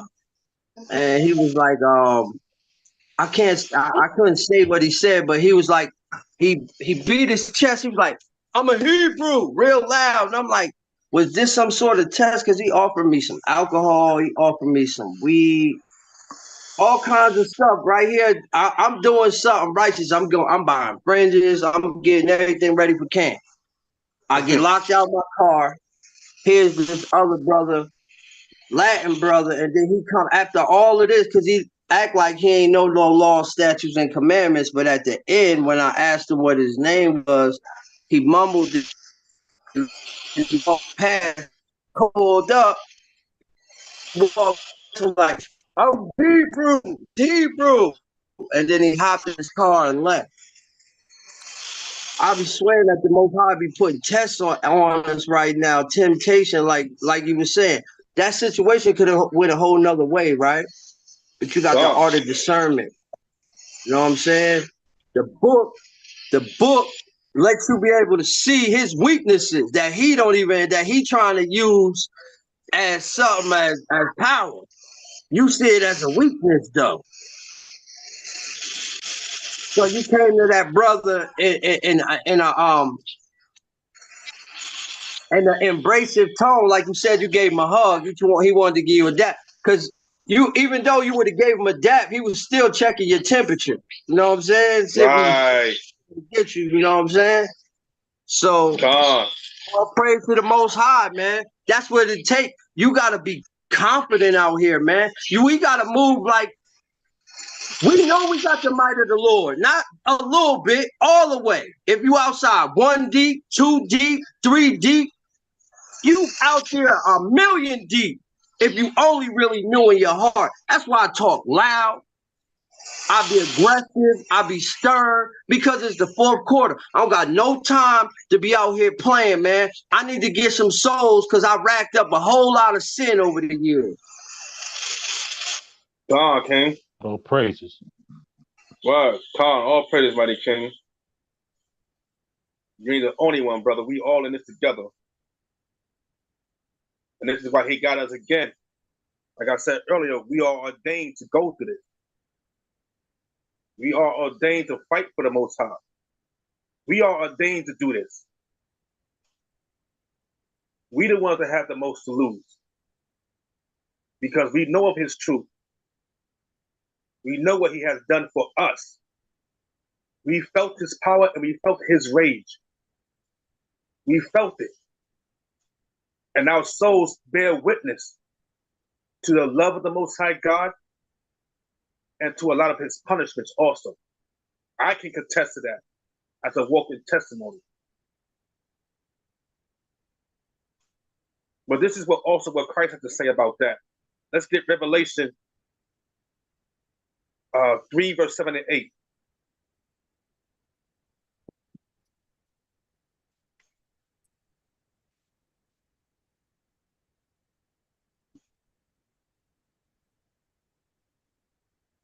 Can you hear me, Cap?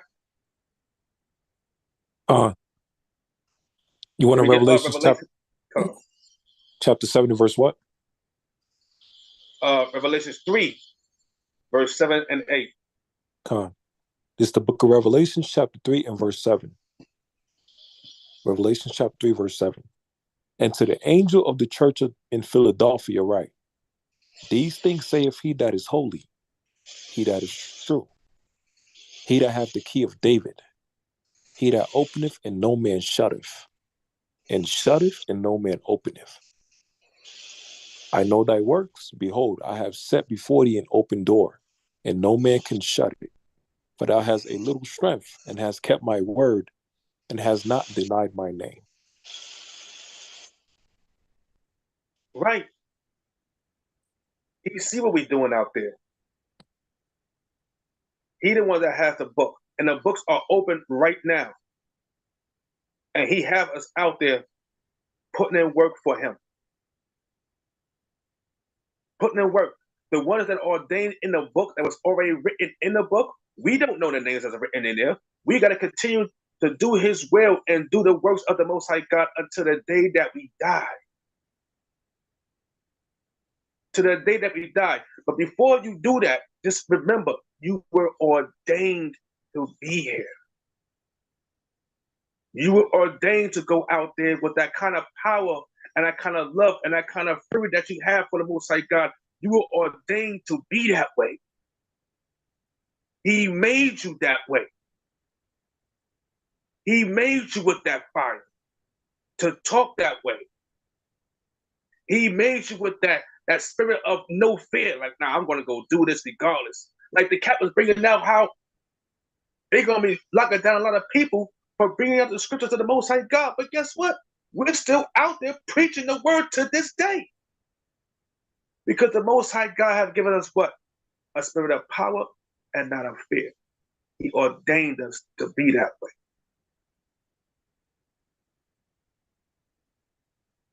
Let's read verse 10 through 12. Verse 10. Because thou hast kept the word of my patience, I will also keep thee from the hour of temptation, which shall come upon all the world, to try them that dwell upon the earth. Talakia. So again, what Edris was singing was our people, the ones who were ordained. What the Most High God said, well, not what Talakia, I don't know what God said, but what Christ said, he would keep us from the hour of temptation, from that terrible pain. That was another example right there. Because like the brother said, that could have went left. But the Most High God has ordained him to go through that. And Christ said, I'm going to keep him from any kind of pain. He's out there putting in the work for us. He's putting in the work for my name, waking up our people. This is what he's doing. He was ordained to be mighty like that. It was already written that he was going to be, and he was going to run into that brother and tell him that. It was already ordained and foretold in the scripts that that was going to happen. Let's continue, Cap. Behold, I come quickly. Hold that fast which thou hast, that no man take thy crown. Right. We can't let nobody come out there and persuade us any other kind of way. Nothing. This is why I read out 2 books. This is why I read out of this the Critical Review or Annals of Literature, volume 57, just to show you don't lose faith, don't lose hope, and don't lose sight, because you are these people. Don't let nobody tell you anything different. Don't let them take your crown. Don't let them come out here with this chemic garbage, anything else. Don't let that persuade you at all. We got another brother out there called Young Pharaoh, and I think the Most High God had Sakari debunk the crap out of this dude. I mean, he made this dude look silly. Made him look silly. The dude, Young Pharaoh, was saying that all the blacks were destroyed, with the Most High God destroyed all the blacks. If he destroyed all the blacks, why the hell are we still here? That's number one. This dude don't make no sense. The doctrine now people pick up on to try to go against us for preaching his word and for preaching his statutes, laws, and commandments. The doctrine they try to build up against us doesn't make any sense. The Most High God is turning that doctrine into folly and garbage.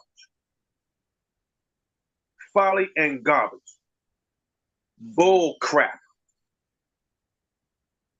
All the sources he pulled up was nothing but a goddamn lie. All his sources. And people get mad at the brother Sakari for doing what they doing by going out there and debunking everything that these people are saying. The Most High God ordained for them to do that. He ordained for them to do that, just like he ordained for us to go outside and go against certain men and women out there and tell them with no fear who the hell they are. He ordained every last one of us to have a certain part in his body. So there's no way in hell I'm going to be jealous of anybody else for what the hell they're doing for the Most High God. Not at all.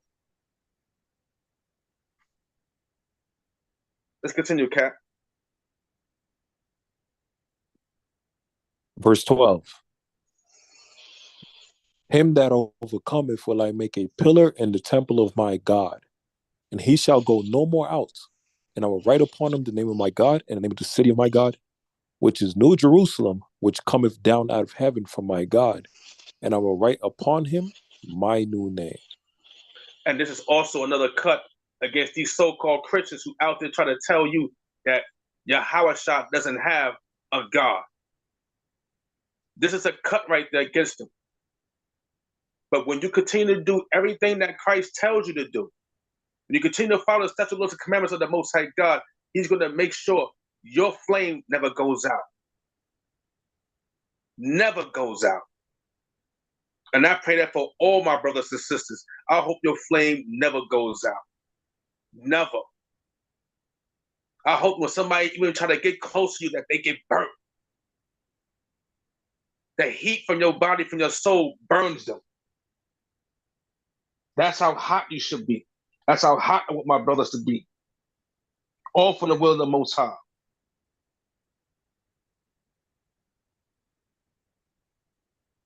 Let's get 2nd Esdras, chapter 2, verse 37. Whew.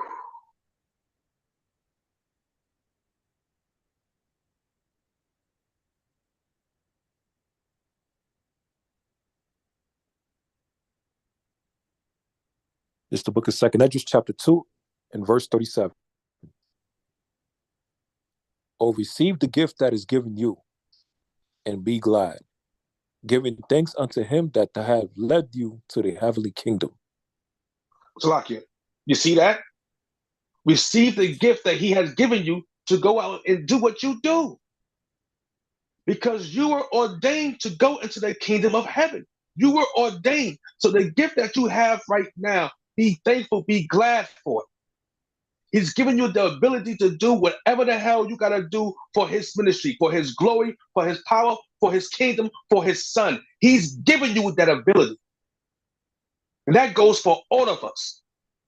Whether you out there making garments, whether you out there preaching the word, whether you out there feeding the poor, whatever you're doing for his body, for his ministry, he gave you the ability to do that.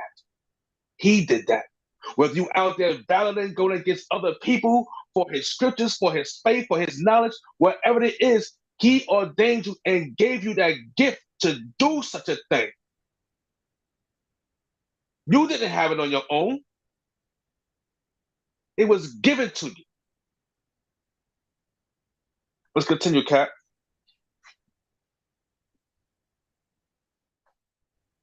Verse 38.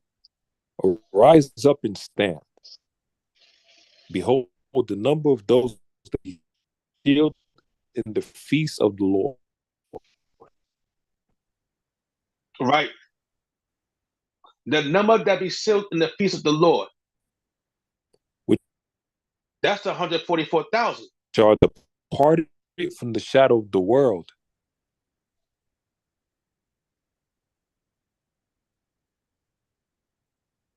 And you're breaking up, Cap. Can you hear me now? Come. All right. Slakia, verse 38. Arise up and stand. Behold, the number of those that be sealed in the feast of the Lord, which are departed from the shadow of the world and have received glorious garments of the Lord. Take thy number, O Zion, and shut up those of thine that are clothed in white, which have fulfilled the law of the Lord. This is you. This is you. You have fulfilled the law of the Lord. How do we know this is you? Let's go to Lamentations 4, verse 21 and 22. This is you who he's talking about. You haven't seen no prophets. You haven't seen anything that the Most High God has done. But when you read these scriptures, everything comes to life. And you start to see it with your own two eyes. You haven't seen no prophets go out there and heal the lame or heal the sick. You haven't seen any of that. You haven't seen any of that. But yet, you receive these gifts that he tells you in 37. And now you are being clothed in white because why? You confess the name of his son. Hamashiach Yahawashah. You confess the name of his son. And you will be given what? White robes. This is you he's talking about. You are the ones who are going to be given the right robes when you continue to the end of time. You were ordained to get these white robes. You were ordained to go through this pain, this power, this trouble, and this power. You were ordained to have that. Like I forgot what so-called cartoon that said Spider-Man. With great power comes what? Great responsibility. This is great power. These scriptures are great power. And with that comes great responsibility. The responsibility is going out and teaching the brothers and sisters about who they really are. How to keep his statute, laws, and commandments. How to move in righteousness when you're out on the streets. This is your responsibility. You're supposed to do this. You were ordained to do this from the beginning. From the beginning of time. You were ordained to do this. You were already made to do such a thing. He has already chosen us. We didn't choose him. We didn't know later on in life that, oh, I'm going to be an Israelite, or I'm going to follow the laws of the Most High God. We didn't know we was going to do that. He already knew. He already had chosen us. We were already predetermined, predestined, and already ordained to be here.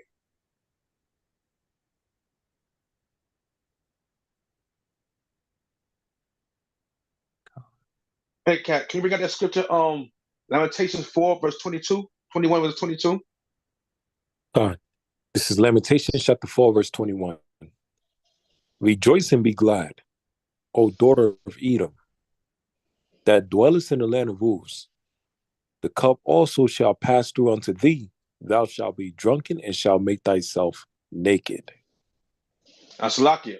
Now, naked means uncover their sins. As we've seen in this book here, right? Uncovered a lot of their sins are what they have done to us.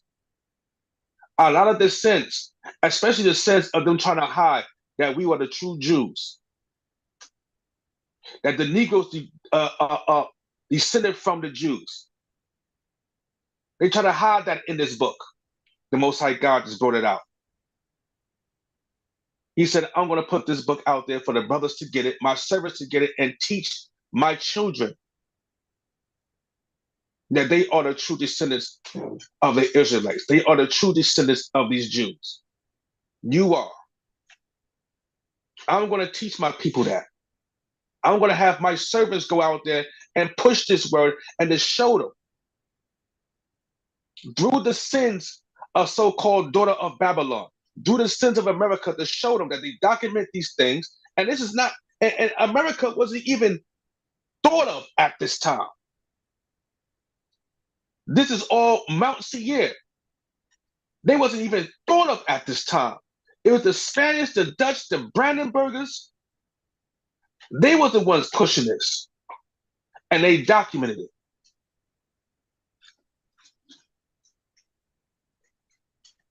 Let's bring that out, Kat. Let's continue.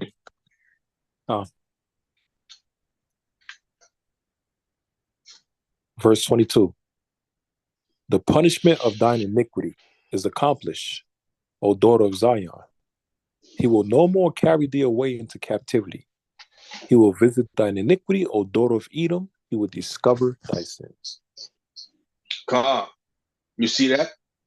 Discovering the sins, discovering what they have done in the past to our people, and they continue to tell us, oh, that was in the past, because they know it was a sin.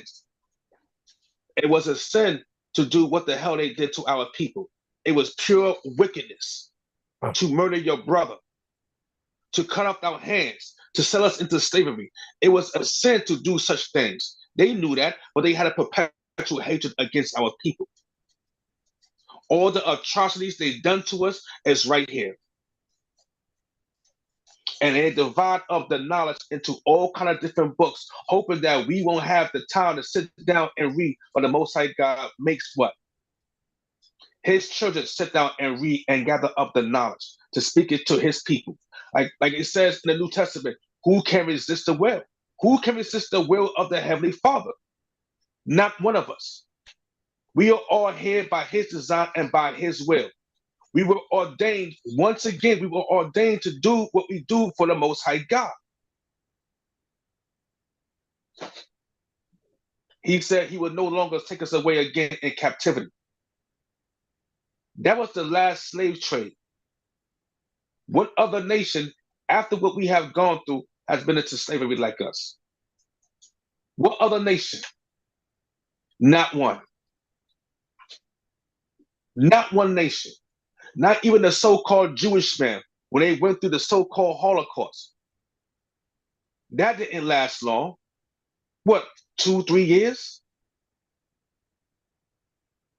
2 or 3 years? We were still in slavery.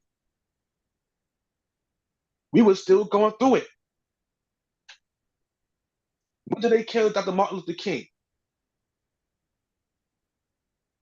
That was after World War II. We were still going through it. You see how that adds up with that scripture? You see that? We were the last ones in captivity. The so-called Holocaust, that was all in the early 1900s. But the Martin Luther King got murdered in the later 1900s. We were still going through slavery at that time, even though they claimed that we were so-called free. Yeah, damn right. We couldn't walk down the damn streets. They were taking out little girls, raping them, and then throwing them back on the street, laughing, all kind of crap like that. We still had to deal with the segregation. Oh, we had the dirty parts of the restaurants, while the so-called Edomite had all the clean parts of the restaurants. Who know what the hell they was doing to our food at that time, giving it to us? Same thing as now. Who knows what they was doing? Who knows what they was doing?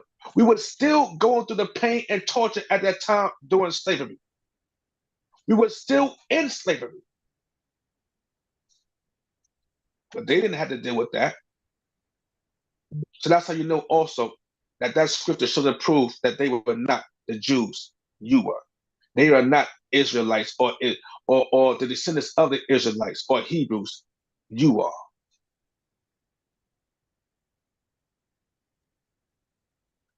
Shalom, Kings. Shalom. Yahweh Shabbat. Yahweh Shabbat. Yeah, Salakia, King. Yeah, I know y'all was trying to get contact with me. I just woke up, so I'm here if you need me, King.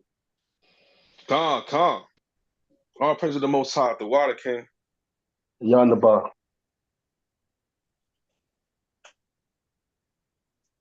Let's get 2nd Esdras chapter 2, verse 44. Matter of fact, Salakia, we're going to go down to 39. What was the scripture again, King? 2nd Esdras chapter 2, verse 39. It's the book of Ezra, chapter 2 and verse 39. Everybody have it, say Khan. Khan. Khan. Second Ezra, chapter 2 and verse 39. Which are departed from the shadow of the world and have received glorious garments of the Lord. Take thy number, O Slakia. Slakia King. Khan, we have received these glorious garments. We're going to receive these glorious garments of the Most High God. We are the ones who have departed from the wickedness of the world. Our souls do not resonate with these wicked people on the earth anymore, because it was ordained for us to be doing the righteous will and the righteous acts of the Most High God. This is why it's so important for him to have certain leaders out there. This is why we got Elder Torah. This is why we got a priest of Bach. This is why we got our captains out here doing the will of the Most High God. Because it's an order. He ordained for them to be this way and to do this just for his will.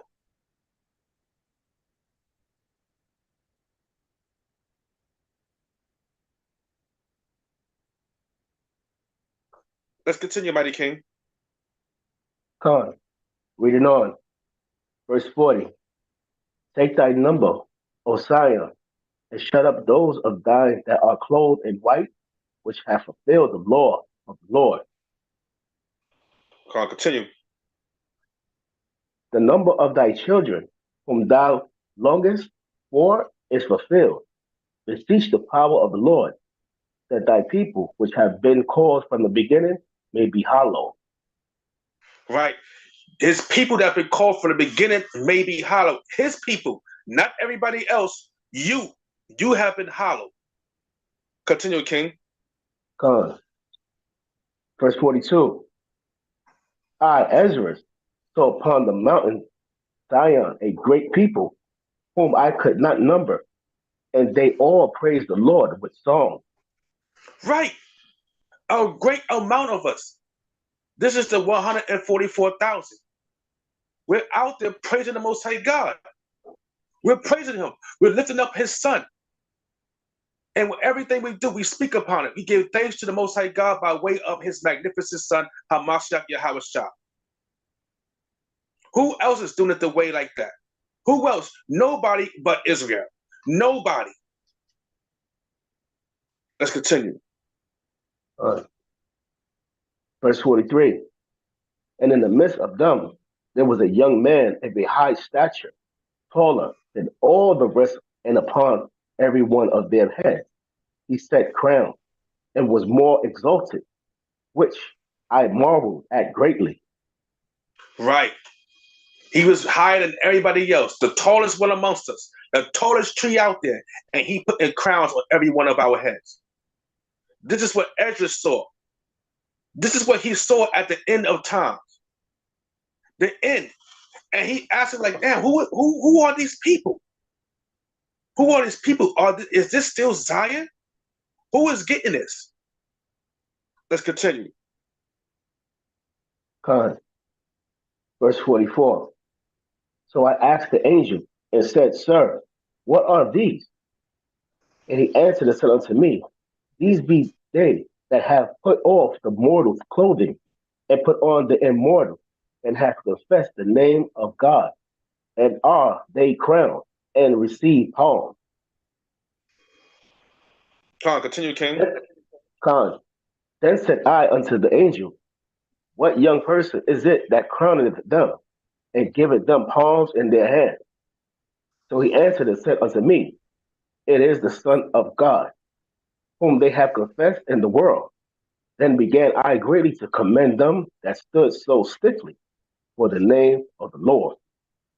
And that's exactly what we're doing when we're out there preaching the word of the Most High God. We're standing stiffly for the name of the Most High God. We're standing stiffly for his son, Hamashiach Yahawashah. We're lifting them up. We're confessing their names. We go out there. We don't want to hear nothing but what pertains into the scriptures and how we're going to glorify Hamashiach Yahawashah and our magnificent and mighty, all-powerful and greatest God on this earth, Yahweh.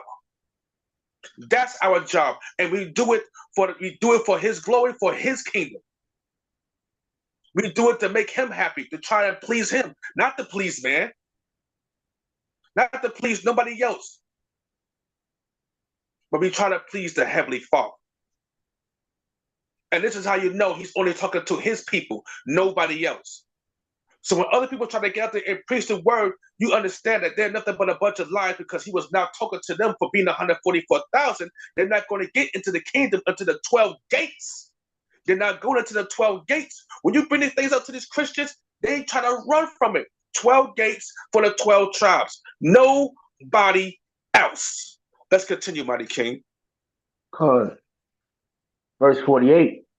And the angel said unto me, Go thy way, and tell my people what manner of things and how great wonders of the Lord thy God thou hast seen. Now look at that. This is also another cut. This is why I said before, you are the brothers of the angels. Why did the angel say, go and tell my people? Why did he say, go and tell my people? This is an angel. An angel is saying this. Go and tell my people. So what are you people now to this day? You are the angels and the saints that will judge the world. You are the angels.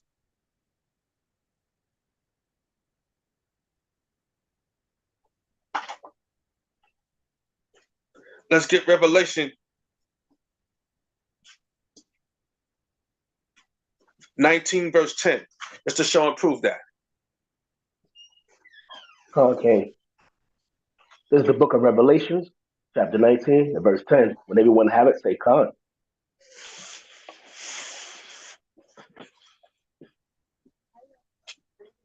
Con, Revelation, verse 19, verse 10.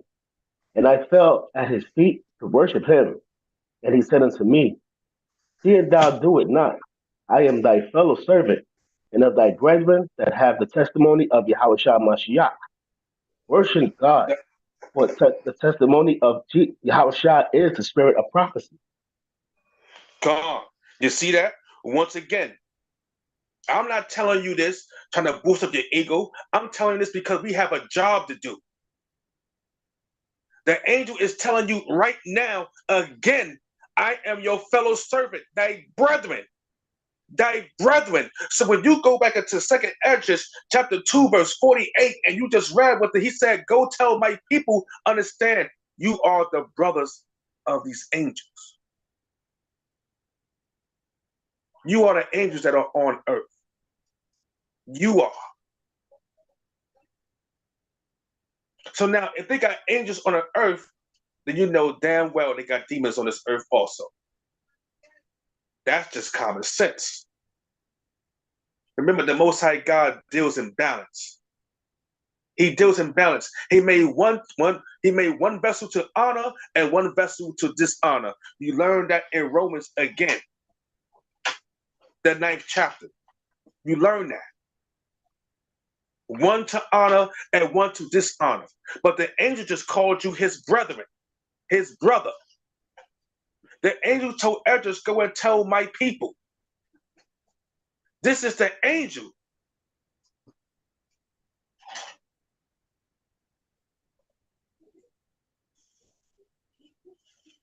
Let's get 2nd Ezra 3, verse 1.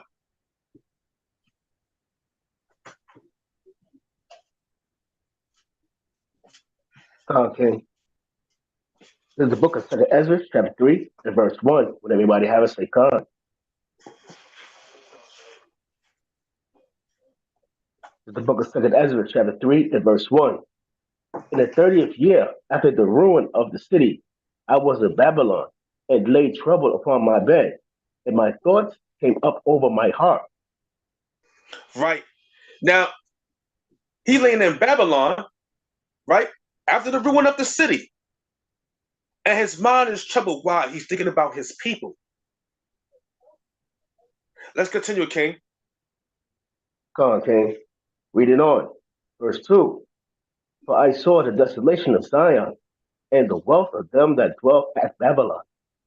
Right. He saw the desolation of his people and the wealth of these other damn nations. All these other people out there that had just put us into slavery that he's telling you right here in his book. He saw the wealth of Babylon, the wealth of these wicked people, because the Spanish and all of them make up the daughter of Babylon.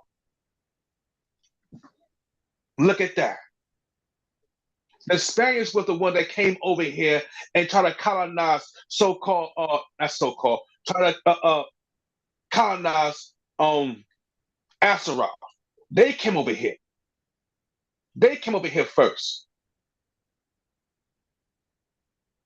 So this is why those nations also, those European nations, are also a part of the daughter of Babylon. And he's asking because he see how abundantly they're growing in wealth and how our people are being destroyed. The same thing I asked earlier when I was like, yo, why I'm walking around here as a young kid and I'm looking and I see they have abundance in everything. They have abundance in everything. And I'm walking down the street with a damn pair of rejects on my feet. I'm walking down here with rejects on my feet, an A+ student, all this in school, but yet I'm still going through pain, suffering, and torture and heaviness of my heart because my people have been destroyed and I don't even know why. This is the same thing what Edges is talking about right here. And it's crazy that when I read this, I can compare it to my own life. I can use it as a testimony because I understand the pain and the hurt that he went through when he saw this. Let's continue, King. Come on, King. Verse 3. And my spirit was sore moved, so that I began to speak words full of fear to the Most High, and said, O Lord, who bearest rule? Thou spakest at the beginning, which thou didst plan the earth, and that thyself alone the commandest the people. Come on. Let's get Deuteronomy 28, verse 44. He's seen these things happening. This time. He's already laying in ruins in Babylon. This is this time that he's seeing it in the future. Like, yo, what the hell is up with my people? What is up? Why are they going through this pain, this torture? Why are they going through these things? What have we done so bad and so terrible to the Most High God that we continue to be walking around here in sin and have nothing? If this earth was made for us and for our sakes, why don't we have anything in it? He asks that question in 2 Ezra chapter 6, verse 59. When you got that, King, bring that out. Deuteronomy 28, verse 44. Okay. This is the book of Deuteronomy, chapter 28, and verse 44. Anybody have it? Say, Khan. This is the book of Deuteronomy, chapter Tuwada. This is the book of 28, Deuteronomy 28, and verse 44. He shall lend to thee, and thou shalt not lend to him. He shall be the head, and thou shalt be the tail. Right. We're going to be the tails. We're not going to have any damn thing. We're not going to have nothing. These wicked devils are going to be the head. They have stolen everything from us and taken everything from us and make sure that we have nothing. Let's drop down to 48. Khan. Verse 48. Therefore shalt thou serve thy enemies with the Lord, shall sin against thee, in hunger and in thirst, and in nakedness, and in want of all things. And he shall put a yoke of iron upon thy neck, that he have destroyed thee. Right. And they have destroyed us. Destroyed us. They put that yoke of iron on our neck. We don't have nothing. And they destroyed us, so now we don't even know who we are. We thinking that we're young Pharaoh and all this other garbage out there. We thinking that we're from Kemet. We're thinking that about the 48 laws of attraction, all this other stuff out there, and they want us to read instead of following the statute, laws, and commandments that God gave us, and how to be the smartest people on this earth, how to be the greatest people on this earth. We're not doing that. We have been destroyed. We have lack of knowledge. We don't have the knowledge of the Most High God. But guess what? Again, he has ordained us to go and look for his knowledge, to search out his judgment, just like 2nd Ezra is doing right now. He's searching out his judgment because his heart trembles for his people. He wants his people to do the right things of the Most High God. He wants his people to follow the laws of the Most High God. He don't want to see his people in turmoil. And this is why we go out and speak the words of power to our people of the Most High God by way of his magnificent Son, Hamashiach Yahushua, who the world ignorantly calls Jesus. Let's go back to second Esdras. We was on 3. Let's start at 3. We're going to read to 15. Second Ezra chapter 3, verse 3. Come.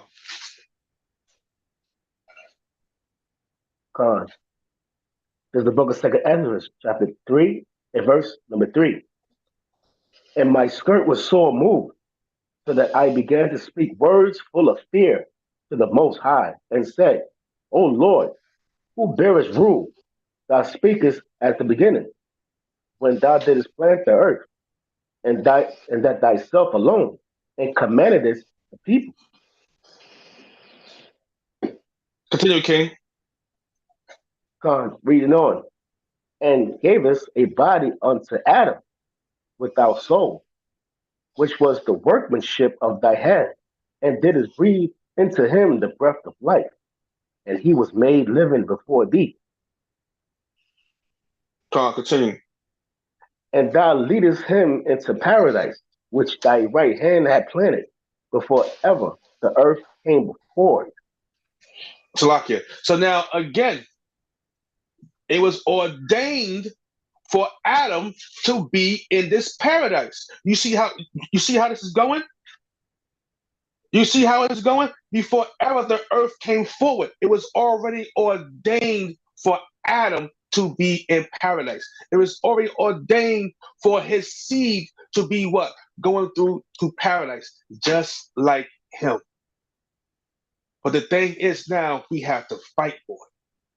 We were ordained to fight for this paradise. We were ordained to continue to go through trials and tribulations for this paradise. And I don't know about y'all, I'm trying to make it to the end. We done been through everything else out here. I know you can do it.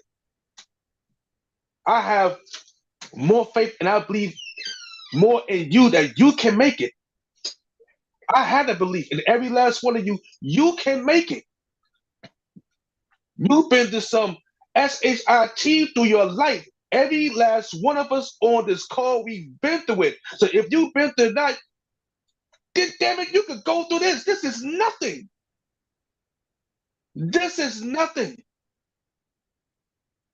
Look at it as a blessing that he chose to put you through this. It's an honor to go through this for the Most High God. He didn't have to ordain you to go through this. He could have chose somebody else. And you would have been outside just like these other scoffers out there looking all retarded, going against the word of the Most High God. You were ordained to go through this. It is an honor to do this for the Most High God. We can handle it. We can deal with it. Let's continue, King. King. In verse 7, and unto him thou gavest commandment to love thy way, which he transgressed, and immediately thou appointedest death in him and in his generation, of whom came nations, tribes, peoples, and kindred out of number. Continue, bro. And every people walked after their own will, and did wonderful things before thee, and despised thy commandments. Right. They despise his commandments. But guess what? The Most High God, again, has ordained a very few amount, which we are part of the people that he has ordained to be out here to speak his words, to follow his statutes, laws, and commandments, and to teach it to the people. He has ordained it because this is what it was from the beginning, like when he made Adam, before he placed him on the earth into paradise. He already knew how this book was going to go and how he wanted it to go. So you have to embrace it. Embrace the pain. Embrace all this nonsense that's going to come your way. Embrace the torture. Embrace it. Because understand, you're going to come out victorious. You're going to come out victorious. It might be like, embrace the torture, but you think you're not going to go through it? You think you're not going to get tested? What did Christ said? A lot of you shall be killed, and a lot of you shall be thrown in jail for my name. What do you think? You just going to be killed smoothly or quickly? Hell no. It's called torture. It's called torture. Stop making it think that it's going to be a smooth way into a smooth ride into heaven. No, the hell it's not. But you were made to go through this. You can't deal with this. Now I know plenty of you read the scripture or the story about the woman who lost her 7 sons, how she had to sit up there and watch them murder her 7 sons. She dealt with the torture and still did not give up her faith. And that was a woman. That was our women who were just as strong. That was our women. Do you see how strong you women are just to go through something like that and then watch your 7 sons be murdered by the ops? Do you see how strong it was and not to lose faith? Man, come on, man. You tell me why nobody want to be like you. Please tell me why these other nations don't want to be like you and why they're scared for you to be subjective to your husband and for y'all to be of one flesh and one couple. Or why they scared for your husband to get more women just like that and become a kingdom again. You tell me why. Please tell me why not. They don't want to see that. They don't want to see that.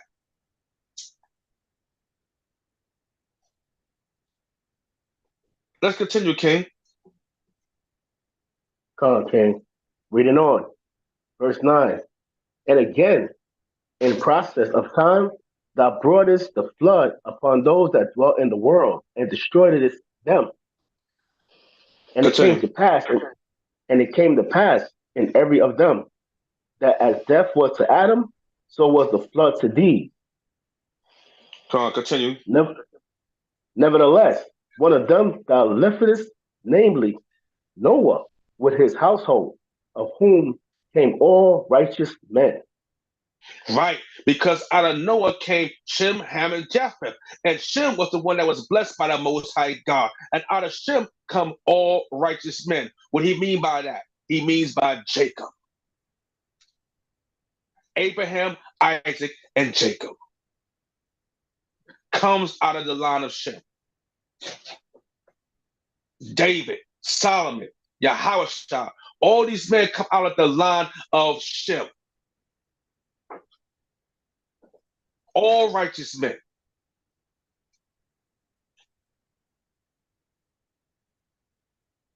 And it's crazy because now, you know what? I'll say that for another time because that dude, young Pharaoh, tried to say that Noah was white because he landed on the mountains of Ararat. That's for another time. That's for another time. Let's continue, Mighty King. Con. Verse 12. And it happened that when they that dwell upon the earth began to multiply and had gotten them many children and were a great people, they began to be more ungodly than the first. That's right, because the other nations again began to be more wicked than the first. They was more wicked than it was before. And remember, in the days of Noah, what were they doing? Robbing, raping, stealing. They go in your house and take your daughter out and go rape her, probably kick her ass back in your house. I'm done with you. Doing things like that. And what he's seeing is going to be happening again in the days to come. These are going to be happening in the days to come. This is why the Most High God said in Isaiah 4, verse 1, 7 women shall take hold of one man, as long as they're called by his name to take away their reproach. Because why? Those people out there are not going to be playing.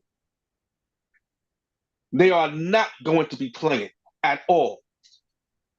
And shame on the women out there who don't want to share their men and who don't want their sisters to have the same kind of righteousness and protection as they have when it comes to the Most High God. Shame on you. Shame on you for being selfish.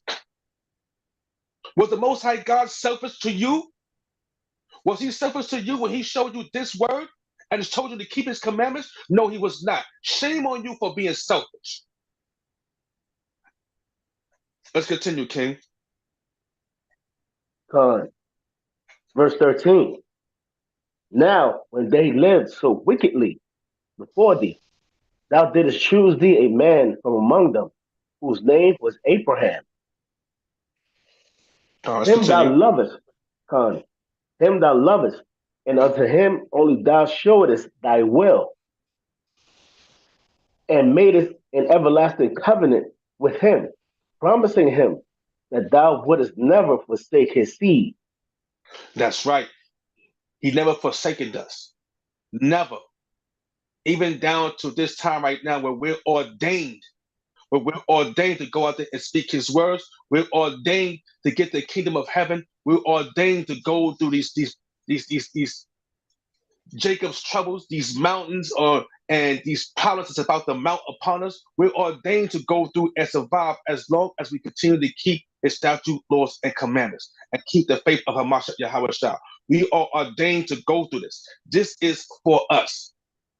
You can't get the kingdom without going through a whole bunch of peril. Look, this happens in every goddamn movie out there that we've seen. Every movie we've seen. Whatever movie you've seen, the hero has to go through what? A whole bunch of trials and tribulations before he can rest peacefully. What the hell you think gonna happen to you? What you think is gonna happen to you? You gotta go through a whole bunch of pain, torture, and a whole bunch of tests before you can rest peacefully and get that reward. Why do you think the devil keep making movies such as that? Because he knows what's gonna happen to our people, the ones that endure until the end.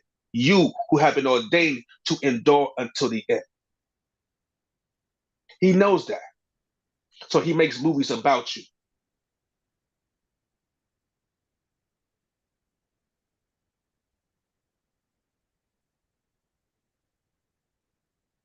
$11:13. I'm going to 11:30 and then I'm gonna call it a night. Let's get Malachi 3 verse 6. Salakia, Genesis 17 verse 4.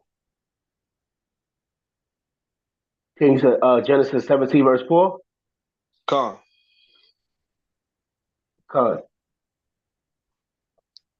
This is the book of Genesis, chapter 17 and verse 4. When everybody have it, say con.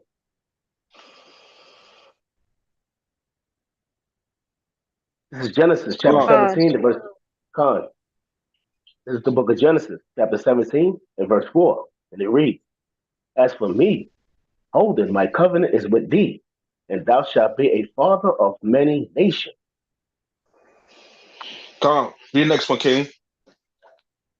Verse 5. Neither shall thy name any more be called Abram, but thy name shall be Abraham. For a father of many nations have I made thee. And I will make thee exceedingly fruitful, and I will make nations of thee, and kings shall come out of thee. And I will establish my covenant between me and thee and thy seed after thee and their generations for an everlasting covenant, to be a God unto thee, and to thy seed after thee. Come on. So the Most High God has never forsaken his people. You are his people. He has never forsaken. He made a covenant with us. And this is why he's given us the opportunity to go through these things in his movie in order to pertain that everlasting life, that kingdom, that warriorness, that like how Gad likes to wear the war hats, and every feather is for what? How many of the enemies they have slain in battle, how they have survived in battle. Same thing has to go through us. We have to get merits up with the Most High God. We have to overcome all the sins that we have done and show the righteousness acts that we continue to do every day for the Most High God out there. Our righteousness have to oversee all of our sins and oversee the Pharisees and their wickedness. Because again, the Pharisees were doing what? They would tell us one thing, but wasn't doing it themselves. You have to oversee all of that. You were made to do this. And the Pharisees nowadays, we already know, is the modern day church ministers and preachers that are out there to this day. The same ones to this day. And they claim to be the righteous ones. This is why I don't like Hebrew Israelites. Oh, they don't study. No, you don't study. You don't know nothing of the scriptures. Because you continue to walk in the way of Esau and not walk in the way of the Most High God. You don't know. The Most High God didn't ordain you to come out and find a truth. This is why you go against us constantly, because your spirit does not resonate with the children of the Most High God. You don't resonate with us. And when I mean the children of the Most High God, I mean the ones that were ordained. Because again, look at the Pharisees. The Pharisees were what? Children of Abraham. But what did Christ call them? I know you.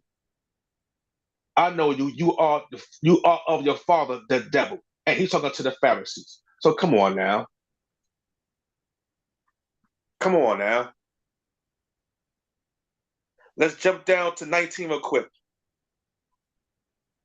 Come on, King. In verse 19. And God said, Sarah, thy wife, shall bear thee a son indeed, and thou shalt call his name Isaac, and I will establish my covenant with him for an everlasting covenant, and with his seed after him. Salakia, let's jump up to 17 real quick. Just to show, matter of fact, 16. Just to show, 16. Right, just to show how mighty and powerful our sisters are. And that, again, no folly, just to show that at that day and age, you're still functioning well.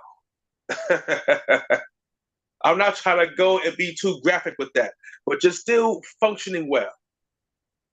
When you take care of your body, you're still functioning well. And these other nations want to be like you. They want to be like that so damn bad. So bad. And this is why. Let's start at 16, King. Verse 16. And I will bless her and give thee a son also of her. Yea, I will bless her, and she shall be a mother of nations. Kings of people shall be of her. Then Abraham fell upon his face and laughed, and said in his heart, shall a child be born unto him that is 100 years old? And shall Sarah, that is 90 years old, bear? And Look Abraham at that. said, Slacker King. Look at that. So it was a chuckle to him, like, yo, you mean to tell me she is still this powerful being, this powerful angel on this earth that can still have kids at that time of her life? But the other nations can't do that. They couldn't do what you do. This is why they must destroy you and take over, replace you. This is why they must do these things in order to break down our women, to follow that you lose garbage, you only live once, to follow the laws of Esau. This is why they have given them this power, so they could do whatever the hell they want, to destroy themselves, to destroy their bodies. And then once they do such a thing, they won't have such kind of power as this, because now the organs might not be working right. Everything in your body might be deteriorating. But guess what? To the ones that do that, the organs are constantly working right, and they try to harvest it from you. They try to harvest your body parts from you. This is when they start to do the kidnapping and things like that. Nobody is stronger. No other nation or woman out there is stronger than our women. None. None. And the Most High God keeps showing and proving that by telling him such a thing as this. When the other nations are at that age, their body parts ain't working like this. It ain't working like that. But yours is. Because you are the daughters of the Most High God. You are made to be powerful women on this earth. Just like we are made to be powerful kings on this earth. It's an order. You were ordained to go through this. You were ordained to do this. Just like the sister that lost her 7 sons in front of her eyes. She was ordained to go through this because she is strong as hell.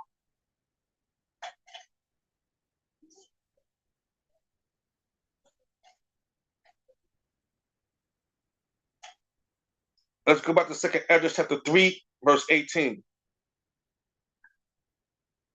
Con King.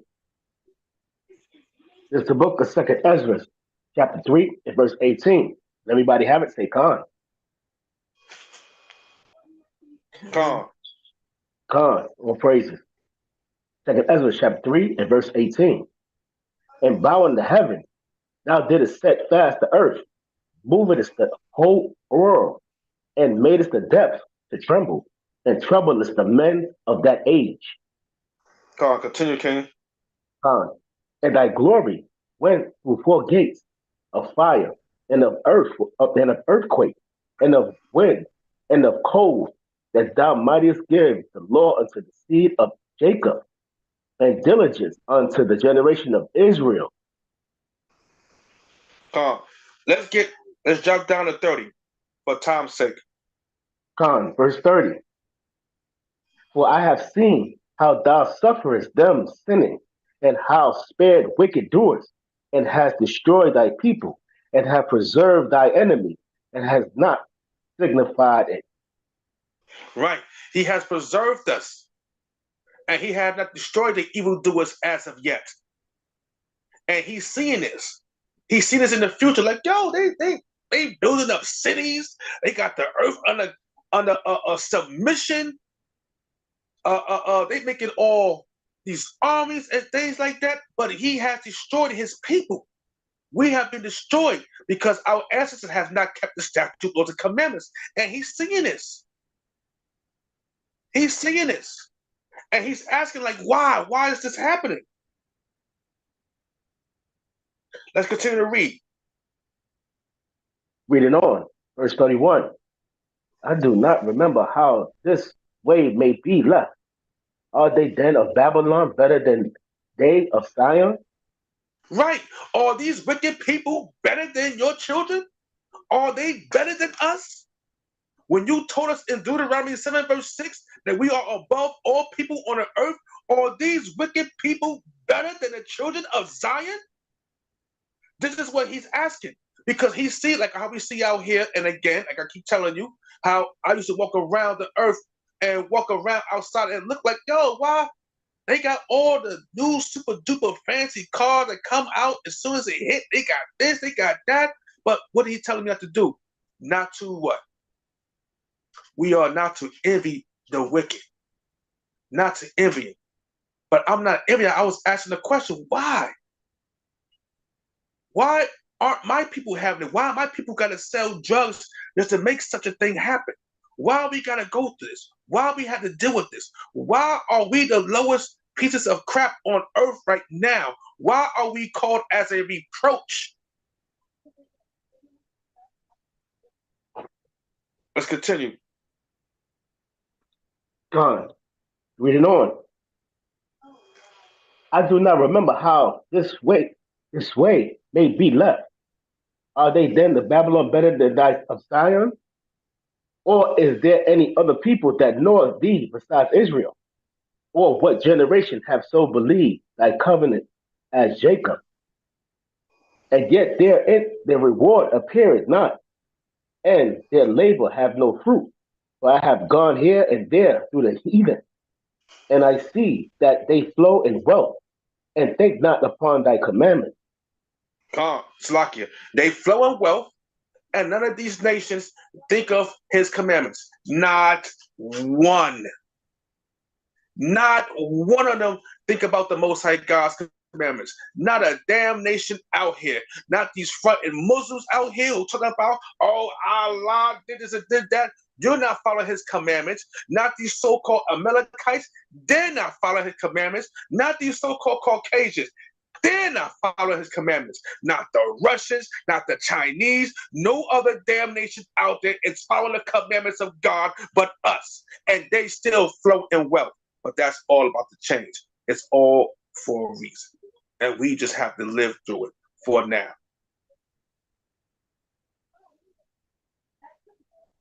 Let's get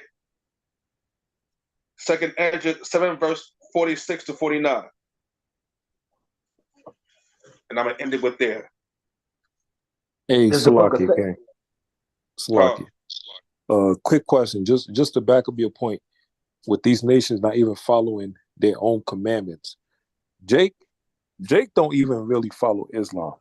Jake just say he's a Muslim, but his ass don't really keep Ramadan. He's not supposed to buy cigarettes or smoke or drink or anything if he want to be a Muslim or even eat pork. Jake is doing all of that. He not even keeping Come on, Ramadan. King. Ishmael, Come on, Cap. Ishmael himself, an Arabic man himself, is not even keeping Ramadan.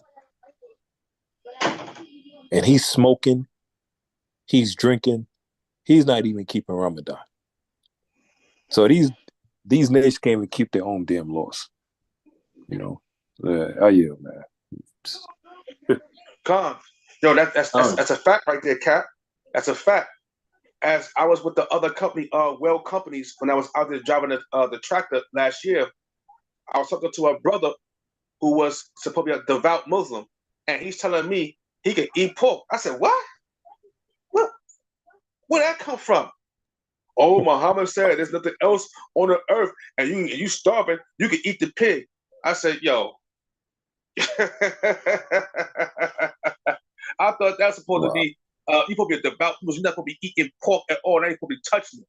But now you're telling me that Muhammad said in the Quran, you could eat swan if you don't have nothing to eat. I'm done with y'all. Hey, Jake is wicked as hell, because he'll use that and say, hey man, the Quran said you got to be stressed, then you can eat pork. And Jake was like, literally say, I've been stressed every day. I've been going through it. Just to eat that pork. How you doing, man? Beautiful lesson, King. Oh man. Yo, Mighty King, bring that out real quick. So we can end this. 7 verse 46. Khan, this is book of 2nd Ezra, chapter 7 and verse 46. Everybody have it, say Khan. Khan, this is 2nd Ezra, chapter 7, verse 46. I answered then and said, this is my first and last saying, that it had been better not to have even have given the earth unto Adam, or else, when it was given him, to have restrained him from sinning. For what profit is it for men now in this present time to live in heaviness, and after death to look for punishment? O thou Adam, King. O thou Adam, what hast thou done? For though it was thou that sinned, art thou not fallen alone? But we all that come of thee. For what profit is it? It's like it can't come. I'm gonna save the rest for another class, because I have 3 more scriptures after that. But I had to jump down to that just for time's sake. It's already 11:30, and we're asking Adam, just like he's asking Adam, what the heck have you done, man? What have you done? Why did you eat or take that knowledge? Why did you do such a thing? Because you're not the only one who's fallen, but all of us have. All of us, all of your descendants have fallen. And now, after death, we have to look for punishment. After death, our people have to look for punishment. Because wide was the gate before, and now it is made narrow. That but one man had to go in there one at a time. Before, all you had to do was repent. And you was good. Keep the statute, laws, and commandments, you was good. Now, that ain't happening. That ain't happening. And what Esdras is asking is, why, Adam, did you do such a thing? Why? The Most High God should have never given this to Adam, never given the earth to Adam, or to take Adam off it. Take the purity, take the evilness, the evil seed that was sown in Adam's heart, take it out, because of what he has done. We all have suffered and have to pay for it.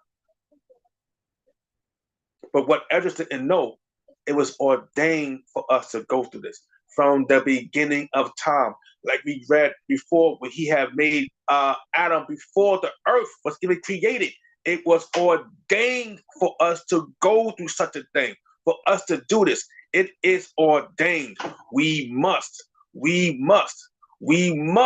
I can't stress it enough. We must go through these things and overcome it with the power and the will of the Most High God by way of his son, Hamashiach Yahushua, who ordained us to go through this.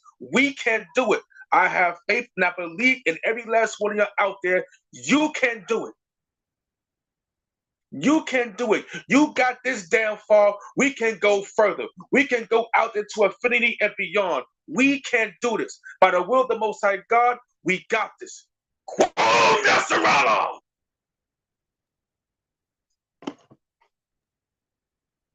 Oh, Khan. Yeshua. All praises, King. Yeshua. That was mighty. That was mighty, y'all. All praise. Beautiful. That was mighty. Woo. All praise the Most High. Lord, for your God, Yahweh. All praise to the Most High, man. We can do this, kings. Our beautiful sisters, our queens, we can do this. We got this. Word. Don't ever feel down like, oh, I can't make it. I can't go through this. It's too much on my head. It's too much on my back. Nah. Kick that bullshit right out of your head. Kick it right out of your mind. You can deal with this. You can deal with this. You can go through this. You got this. You got the greatest God on this earth. You got the greatest God ever holding you down. You got this. Right. You got this. Right. God. All praises. Oh, praises. That was made. That was mighty. That was mighty, bro. Mighty, King. The water. All praise to the Most High. It's his will. All praises. I'm just a lowly servant. I'm glad he using me to speak that way to my people. Right. That was the message. That's getting that message right here. Got everybody ready for camp. I'm gonna tell you that. Everybody should be ready for camp after that. That was powerful. Khan. It's an honor all by the will of the Most High. I'm just thankful he's using me. I owe him so much. You don't know, King, I owe the Most High and his son so much. I'm thankful he's using me.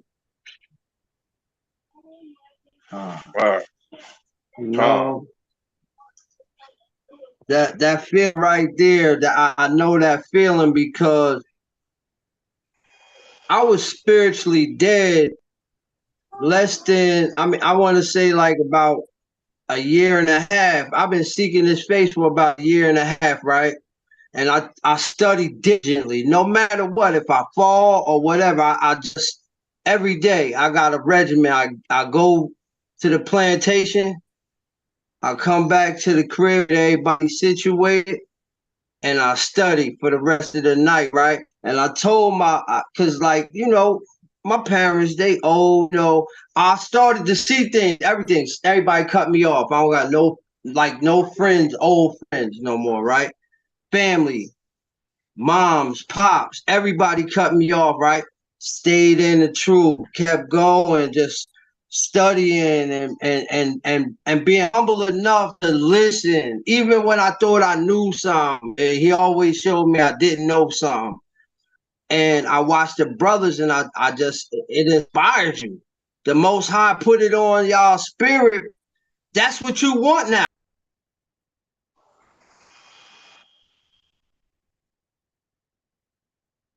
I think the brother got cut off. But he's absolutely correct. That's what we want in this day and time. We want that spirit of the Most High God. We want that fire. Like Christ said, I wish you were hot, not cold or lukewarm. I wish that you were hot. You don't want Christ to spit you out of his mouth. We got to stay on fire. We got to have that passion. So when these things do happen, this is another reason why he give us these tests. Because when he hit us with these tests, guess what? It's going to increase your faith. It's like putting pressure on a coal, and out of that pressure is going to come what? A diamond. A perfect diamond is going to come out of that. Like he tells you in the Wisdom of Solomon, the gold must be tried through the fire to be purified out. You got to be purified. You got to be purified. You have to go through these trials of fire. And like I said, I know every last one of y'all can't make it. We've been through how many Passovers? This will be my 4th Passover. HOY done been through a lot since I've been here. I mean, relentless attacks on our backs, on our heads, to our men, our women, our ministry, whatever it was, we've been going through it, and we're still here enduring it. We're still here. We're still here. So do not give up. You, every last one that's on here, you are special. You was ordained to be here, and you were made to be his daughter. You was made to be his son for a reason. You were ordained for this. You can do it.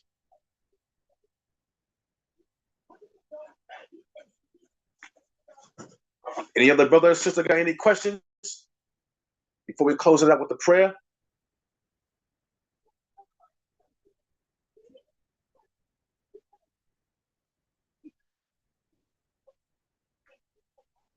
Hey, Kat, can you hear me? Khan. You have anything to say? Khan, brothers and sisters, definitely make sure new moon that's coming up, the Passover, and I'll definitely suggest brothers and sisters definitely get into fasting. Get into fasting. You know, start with at least once a week first. Right? Dry fast. No food, no water and drink. Get into fasting. Do at least once a week. It could be a Wednesday. We have an HOI Wednesday fast. You know, and the reason why I say that, if y'all read the Bible, so many stories where we was down and out. We needed help from the Lord. And when it was an emergency, the whole nation would call a fast. And when they called the fast and they prayed to the Lord, it was miracles we were seeing, man. From the time of Sennacherib, where Hezekiah did a fast, prayed unto the Lord, because Sennacherib tried to wipe out all the southern kingdom of Judah. The Lord manifested an angel and wiped out the whole Assyrian army, 185,000, because they prayed and they fast.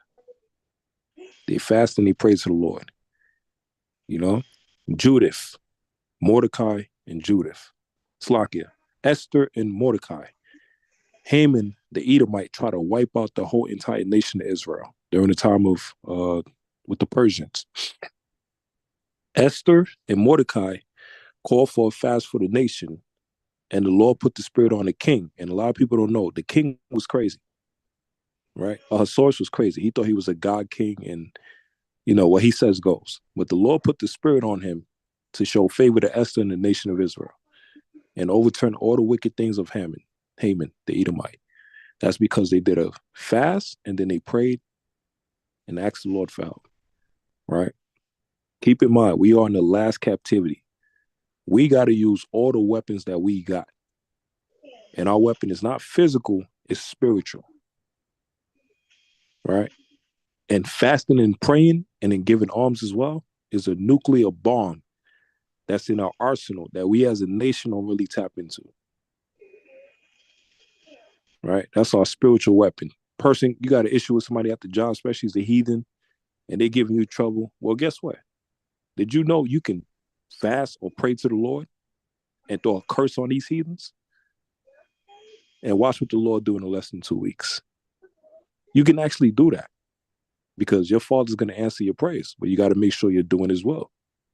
Whatever stress you're going through, the Most High is looking for you to pray to Him, speak to Him. And He'll answer your prayers quicker when you're fasting as well, too. And we're going to need it because it builds discipline. It helps with your spirit. It strengthens your spirit.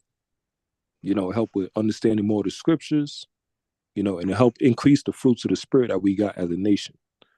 So, you know, if I say one thing is start to fast and pray. And then you have the triple threat alms.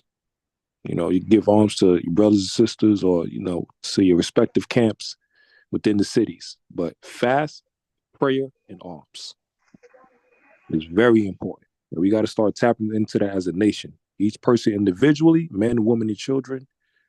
If your child is able to fast, however old he is or whatever, or however old she is. But that's just the one thing I feel like in my spirit. I got to let you brothers and sisters know, man. We got to start getting tapped into fasting. Con, Captain. yeah, and trust me, it's not for people that's new to it. It's not going to be easy the first 2 days or 3 days or whatever. Just start one day a week. Start with that. You're going to get a headache. You're going to get mad, angry, hungry, and everything. The reason why you're doing that is because Satan is trying to stop you from tapping into that spirit of fasting. Because that's where you get rid of a lot of demons that you're dealing with. And people don't know that they got demons on them until they start fasting. That's how you get them off you as well, too. Right? You strengthen your spirit and you weaken the flesh. So you can override the demons that you got to deal with. Because everybody got demons. None of us is perfect yet. We're still in the flesh. But the point is, can you override your demon? Can you bully your demon? Keep him in that cage. You know? And let him know you the boss. So say for one thing for that, fasting and prayer, family. Let me just get one scripture just to back up that point. Yeah, let me see. Tobit chapter 12. Just one precept. And it got to be a dry fast. Don't try to cheat and just do a water fast. No, do a dry fast. It'll actually heal your body and all of that. It'll detox your body and everything. So we can't just let one brother do the fast or two brothers or three sisters or five. No, let's all start to do it together as a nation. You know, let's start as a camp and watch what happens, man. Let's get Tobit chapter 12 and let's get verse 8. Con, Captain. There's a book of Tobit, chapter 12 and verse 8. When everybody have it, say con. All praises. Tobit chapter 12 and verse 8. Prayer is good for fasting and alms and righteousness.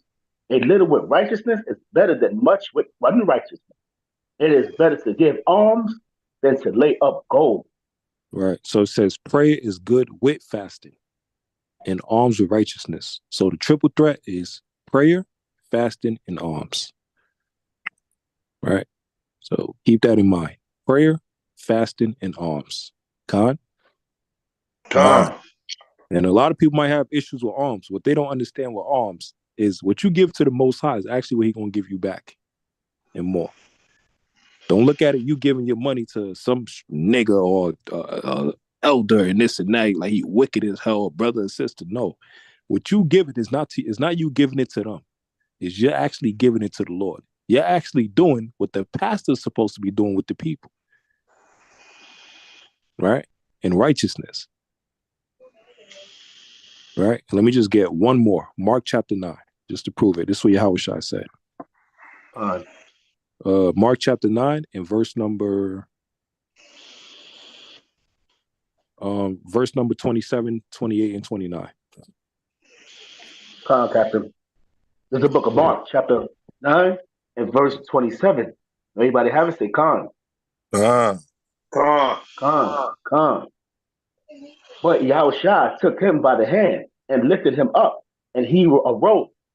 And when he was come into the house, his disciples asked him privately, why could not we cast him out? And he said unto them, this kind can come forth by nothing, but by prayer and fasting. All right. So the quick story with this, there was a father that had a son, and the son had a wicked spirit on him since birth. The father came to Yahushua and asked Yahushua, can you heal my son? Right?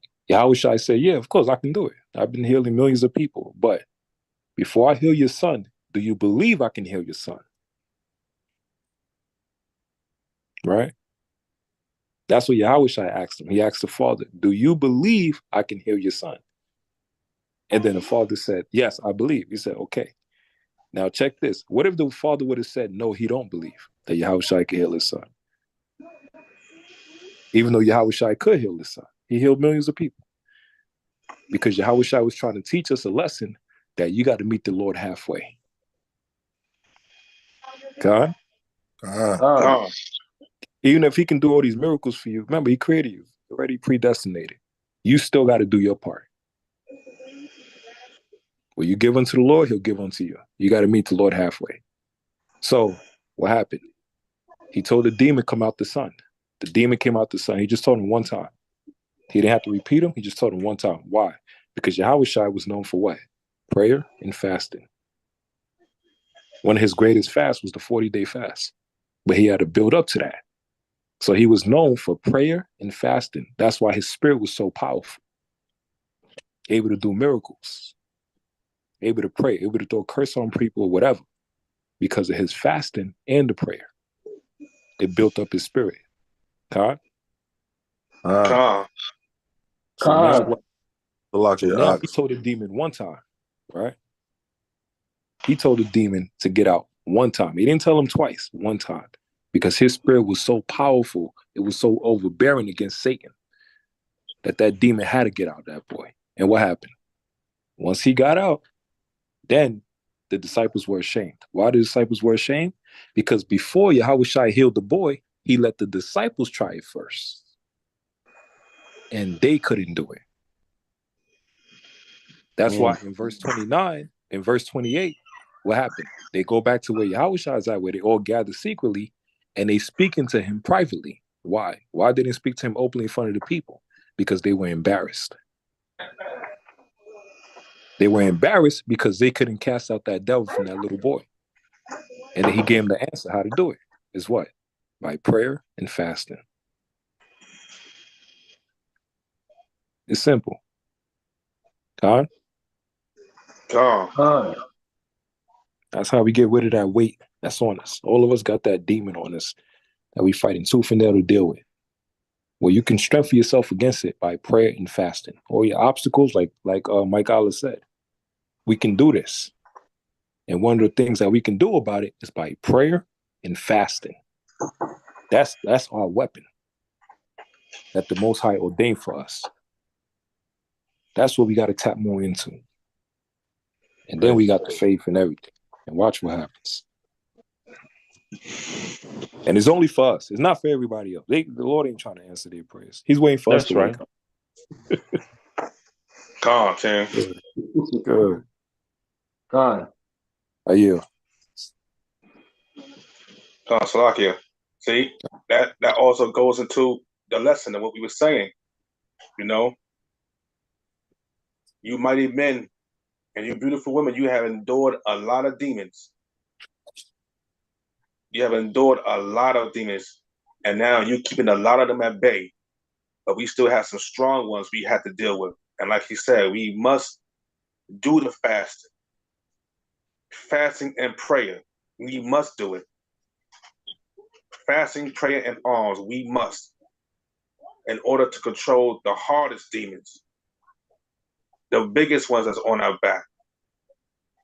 We done overcame a lot of small demons. A minor, some of them might be major demons. But you still have got the granddaddy of them all still hanging around. You still have him. This is why he said, resist the devil and he shall flee. The way we can resist him is by what? Fasting and prayer. And he showed us that when the devil took him upon a mountain and tempted him 3 times. Fasting and prayer. All praise to the Most High God, man. Oh, praise. All praise. And All praise. All praise. That was my word. Bloody lesson, Ak. The water, man. Like I said, I'm just a vessel, King. I'm the humblest, the lowest servant he has here. I'm not the humblest. I'm the lowest. Because sometimes I have my own faults. I have my own faults. And I let my anger get the best of me sometimes. When people try to talk against Hamashiach Yahweh Shah and against Yahweh, that anger, it builds up. So like I say, I'm the lowest servant here. All these brothers out here are much more powerful than I, mighty than I, and I'm thankful to have known these brothers. No, sir. To be around these brothers, to break bread with these brothers. All praise to the Most High God for that. All praise. Lucky King. Shema Mashiach. I'm sorry. Shema Mashiach Yahweh Shah. It's Lucky King. Can I share a precept? Come on, bring it out, King. Con, this is the book of Luke, chapter 17, and verse 10. So likewise ye, when ye shall have done all those things which are commanded you, say, we are unprofitable servants. We have done all that which was our duty to do. Come.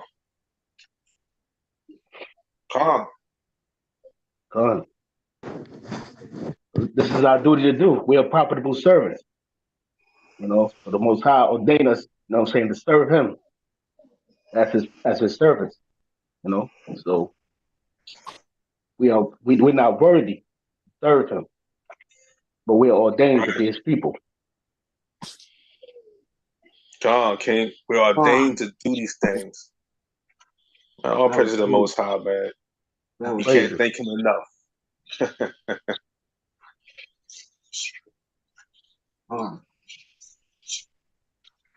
So, my mighty brothers and sisters, we're going to turn to the east. I'm going to try my best to say it the right way. The prayer in Paleo-Hebrew, the Lord's Prayer. I know I got to freshen up on my Paleo-Hebrew to get it right. This value, big time. But is it really worth the family vacation? Right. The Lord Prayer in Paleo-Hebrew. Abanawa, Shabbat Shemayim, Kodash, Hayah, Shemka, Yahweh, Walachbaka, Dabash, Marazaka, Hayah, Isha, Bashemayim, Netanawa, Lacham, Kawawam, Wasalachnawa, Hawafnawa, Kasalachnayanawa, Wala, Dayabanawa, Vanesanayawan, Abal, Hawashanawa, Mayan, Rai, Bakar, Kaya, Hamalachwach, Wahala, Wahataparath, Laya Yum Yum, I ask Almighty God by way of my magnificent Son, our Savior and big brother Hamashiach Yahweh Shah. You said if we ask for anything in his name, you shall give to us. Well, I ask that my brothers and my sisters be the ones to make it to the end. I ask that they receive all your understandings. I ask that they go out there and they do your will constantly. I ask that you continue to give them strength, that they should not falter and should not fail. I ask that you keep them safe for all kind of trouble. I know you have tests for us, and I ask that you constantly give them the strength to be the mightiest men on this earth. And I ask that you give them strength to be the beautiful sisters on this earth. Continue to strengthen them by your will, by your words, by your doings and your sayings. Continue to have the angels watch over us while we're outside preaching the words. And when it's repping time, that you put that spirit upon us and we protect what's yours. And that's your children. By Hashem HaMashiach Yahweh Shah. Shema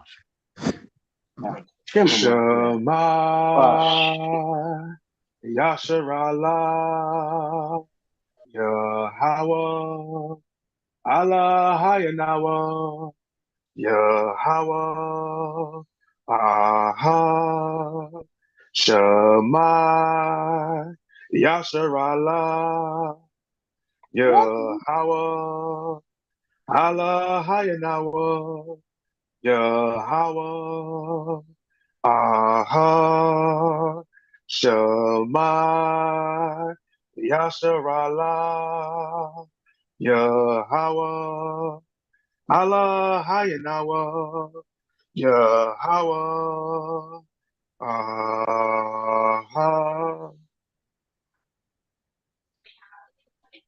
Oh, man.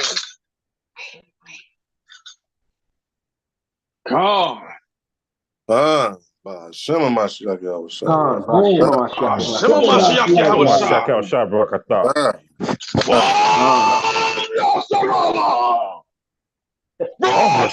God, Yahweh.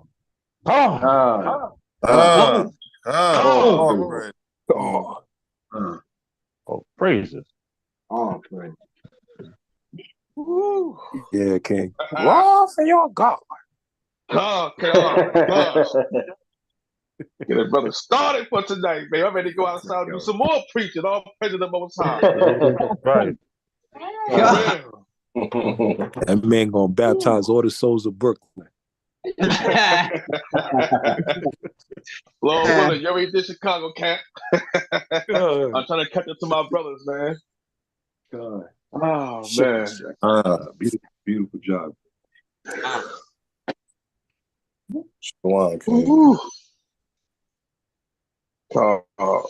Shalom, King. I got these little ones. They acting up. I gotta get them together. I've been sitting here too long.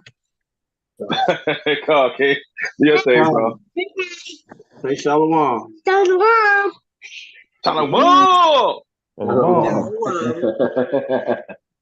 God, Lord willing, I see all you beautiful people at the Passover. Lord willing, it's an honor again to be here with you, mighty brothers and sisters, and I thank him for y'all.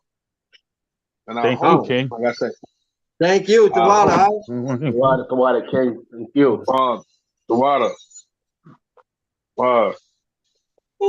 Batman Justice League is back in effect. Shalom. Shalom, family. Call me Shalom. Shalom, Shalom, our beautiful daughters of Zion. Shalom.